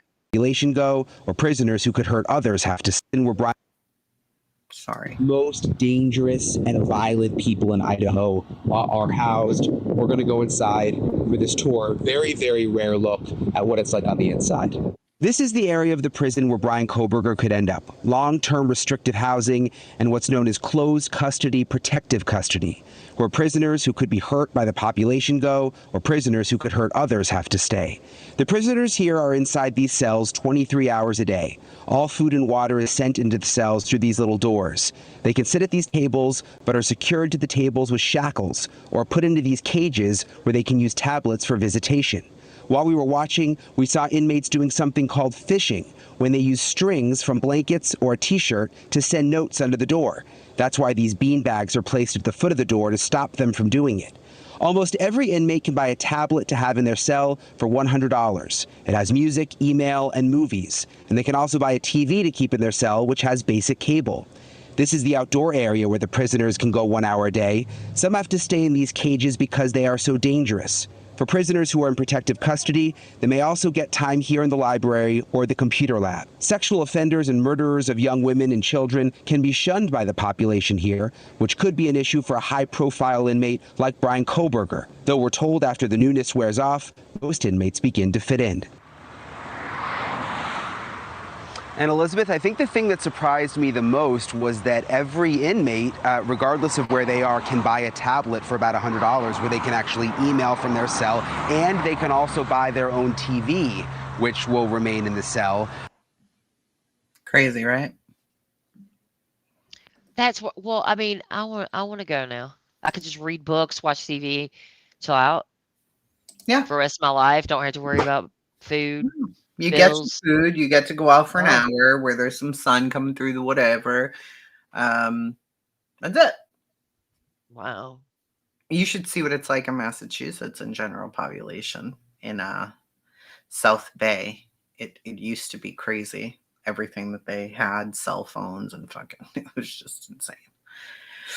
Brian Etten is good. I don't know why I kept thinking it was Nate Eaton. I wonder what JLR thinks about that name. Well, JLR, he's quite a character. Sometimes you do get weird pen pals like myself. Letitia calls it Prisonland. Oh my God, she's so crazy. You're never getting out, Letitia, just so you know that. I am sure some of the crazy people on YouTube who believe Brian's innocent will be writing to him. Speaking of Wade Wilson, the guy with the crazy tattoos on his face, I think he had a fentanyl overdose. He's okay, but in prison, and this is like the third one or something. I don't know how he's getting all these drugs, but he is. Not a fan of the privileges some of these people got. Yeah, same, me either. Where the hell did Jenny go? I don't saw her. I'm right here. Yeah, it on my part, it cut you off for a second, but I see you now. I do. That is I mean, I don't want people to be inhumanely treated in jails and prison at all. Me either. But people who go in for like smaller crimes are treated worse. People who go in for like theft and things like that, they're in dangerous situations. They don't have money. They don't have. Jeez, man. So the only reason I really don't want to see them treated badly is because what about the wrongful convictions? Oh yeah, definitely. Well, no, they're human beings still, right? And we are human beings, and yeah, we need to. Mercy is Susan, you think I could get answers out of them? I'll start writing to him tomorrow. Like, at least take away the snacks. No snacks for you. That's the real punishment. No ramen for you. Yeah, like sometimes my ass is broke and I don't even have snacks. So how dare he get snacks? We'll get this thing. It just seems very privileged. What is that? Yay! It came in. Oh, I love it. Isn't it pretty? I love it. It is beautiful. Look at the bottom. I'm so proud of you. Look at the pretty. I'm so proud of you. That's beautiful. I left it downstairs on the desk when you walk in, and Scott was like, "Oh, the famous YouTuber must be here." I'm like, shut up. He gets root beer candy? Like, is that like his favorite candy and he gets that? That's because that's wrong. Who? Steven Stearns, whatever his gross name is. Creepy, gross, weirdo. Please tell me, Amanda, who is sending him root beer candy? Please, please, please, please, please. You couldn't see it because of the glare, Tata. You're a liar. I just showed the whole friggin' thing. You can see there was a glare on it, but I could see it like not in whole. I saw it in pieces. As you had your hand behind it and were showing it, I could see different stuff. But yeah, it was a glare. Lies. You see it fine. It's not the glare on it. It's not the glare? A glare. I was in Aussie's chat yesterday and Turtle Boy was in there. Oh my God. His parents keep giving him money for candy and books. He would get nothing. Oh my God, he's so gross. Are you fucking kidding me? Steven's That's so crazy. the Jolly Ranchers, but they're always out of stock. That motherfucker. He ain't getting nothing.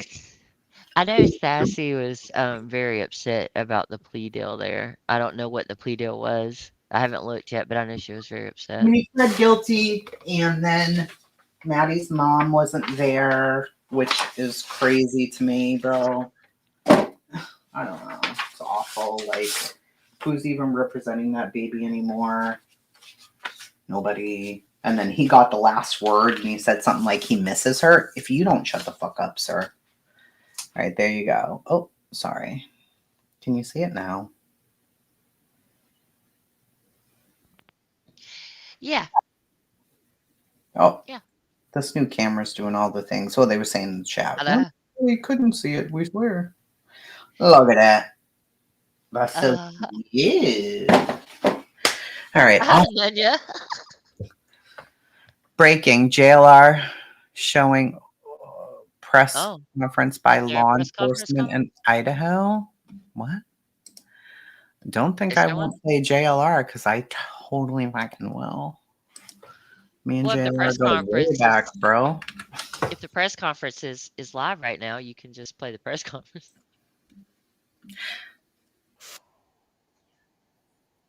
Right? Maybe. Why not just play JLR?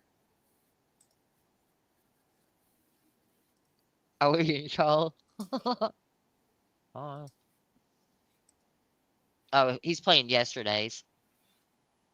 Yeah. No, not today. He said he's playing What are yesterday's. you telling me this fucking breaking news for, huh? What are you doing to me here? He's live, isn't he? No. Cut it out, JLR. Everything says live. He's such a psycho. Hi, how are you there, Blinky? Everything says Breaking news. live. Look, live, live, live, live, live, live. Get out of You're here. not you're not supposed to put live on your thumbnail. Everything's breaking, bro. Everything's breaking. Everything's live. Everything's the thing. It's the thing that's happening right now while it's happening. You know, I mean, listen, if you can be as crazy as a fucking bed bug's ass and still do what he's done, I'm saying. Look at this million views, storm chasing like a nut case.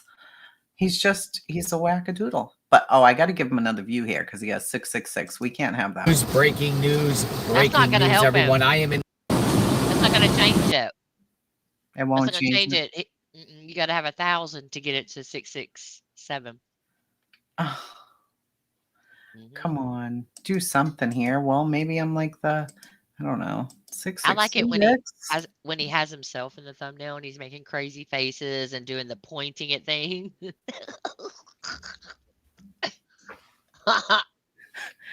Does he still do that though? Not so much. He's a professional fucking YouTuber now. What do you? Nobody got time for JLO's face in there. Look, Are that many people really watching his? And it went are from you like kidding me? what? Bro, he goes Are live. they real? But are they real views? Listen, oh no, these are real people. Okay. Breaking an hour ago, 40,000 fucking views on it. Oh, no way. For Hulk Come Hogan. on, now. The Kohlberger sentencing, 80,000. Ozzy Osbourne, 61,000. It's crazy. Why would people come? Hold on. Why would people come to JLR's channel to watch about Ozzy Osbourne dying? Because they Why? come to him for everything. They probably think he transported himself over there. I don't know. 60,000 people trusted Yes, JLR. Are you I serious? promise you. Come on, man. Listen, you can look at the chat replays. They fly. It's I don't like this timeline. insanity. Look at I this. don't like this timeline. I don't like it. Yeah, it's a lot. Chat replay here. Let's see. Oh, I can't see participants, but He's chasing a tornado. He's crazy. Well, next time he's live, check the participants and see what's going on. Oh How no, many there's. likes? I went the other day. What was happening? I think it was Brian Koberger's hearing. There were 7,000 people watching. How many likes? This is 3.6 thousand, and it's 77,000 views. Come on, man. Yeah. Well, I don't think that people hit like a lot. I don't. I think they just Yeah, click if and you look at watch. the percentage, though. Yeah, I mean, people do, but I don't know if that's accurate, really, if I'm being honest. I don't Okay. know. I think it used to be. But also, if you're not somebody like, hit the like, do this, people just don't, you know. Well, 64, I mean, 3,000. I don't know. He's a character, bro. That's for sure. he does things that other people have the ethics not to do. So Yeah. people watch it. Now, well, has he changed though? Perhaps he I don't has. know. I haven't watched in ages. We were laughing at him in the Idaho 4 when he was up there squatting by a grate, like trying to make things important that weren't important. Yeah, I Tater, know. no. My mom calls me and says, well, JLR said. I mean, he's a reference now. He's a thing. No, Susan, his parents sent him gift bags with gift cards in them and stuff for him to pay for his everything. Absolutely. No, they support it 100%. Mm-hmm. Yeah. Mhm. I mean, listen, he's not out pretending to be Akila's uncle anymore. No, That's an good. improvement. I'm all about it. I'll send you all the gift bags. He was He's at not the sniff, Stearns hearing. He does all the things. Like he he's could not be in sniffing dirty Mississippi one underwear. day and Alaska the next. He's not sniffing dirty underwear on lives. No, He's he's not. not putting men's faces on dolls and having them make out. Correct. Correct. So it's Correct. good. I think It's good. Magnolia's really just calmed Trash. him down. Oh, I'm sorry. Look, Man. He looks she like lied. I She know what she's lied done. I know. to I the know. Washington Post about sexual assault. She I is know. one of those women that does damage to women who truly are victims. And I ain't got nothing for her. And I'm sorry. I'll say that 100 times. That's so It disgusting. just shows how YouTube works, though. You know, Mhm. Reward the BS. I saw somebody this morning covering the documents. They had about 1,000 people in there, right? Oh, God. Somebody we all know. Oh, The level, I'll message it to you after who it was, right? okay. Wouldn't have been a true crime person if they tried. Then you have serious people doing it. This hit like what, 170? Yeah. Yeah. Mm-hmm. That's how it goes. That is how it goes. JLR used to But be nutty as a bed bug. Now he's normal. Okay. he's not normal. I understand. Um, But people don't know. All they yeah. know is he's, and they like it. Well, They like I mean, it. as long as he's not hurting anybody, I I'm think all for it. some of the stuff he puts out, I think is unethical to do that. But None yet. that's All right, my you really call. got to go. It's 12:56. Well, what did I say? Now we're on hour 3. It's not 12:56. It's 2:56. You know what I'm fucking saying. Yep, Same I thing. do. Same All right. fucking thing. You mother. You motherfuckers. All right, I love you. It's I been love you real. too. I'll Bye, talk to you guys. soon. Goodbye.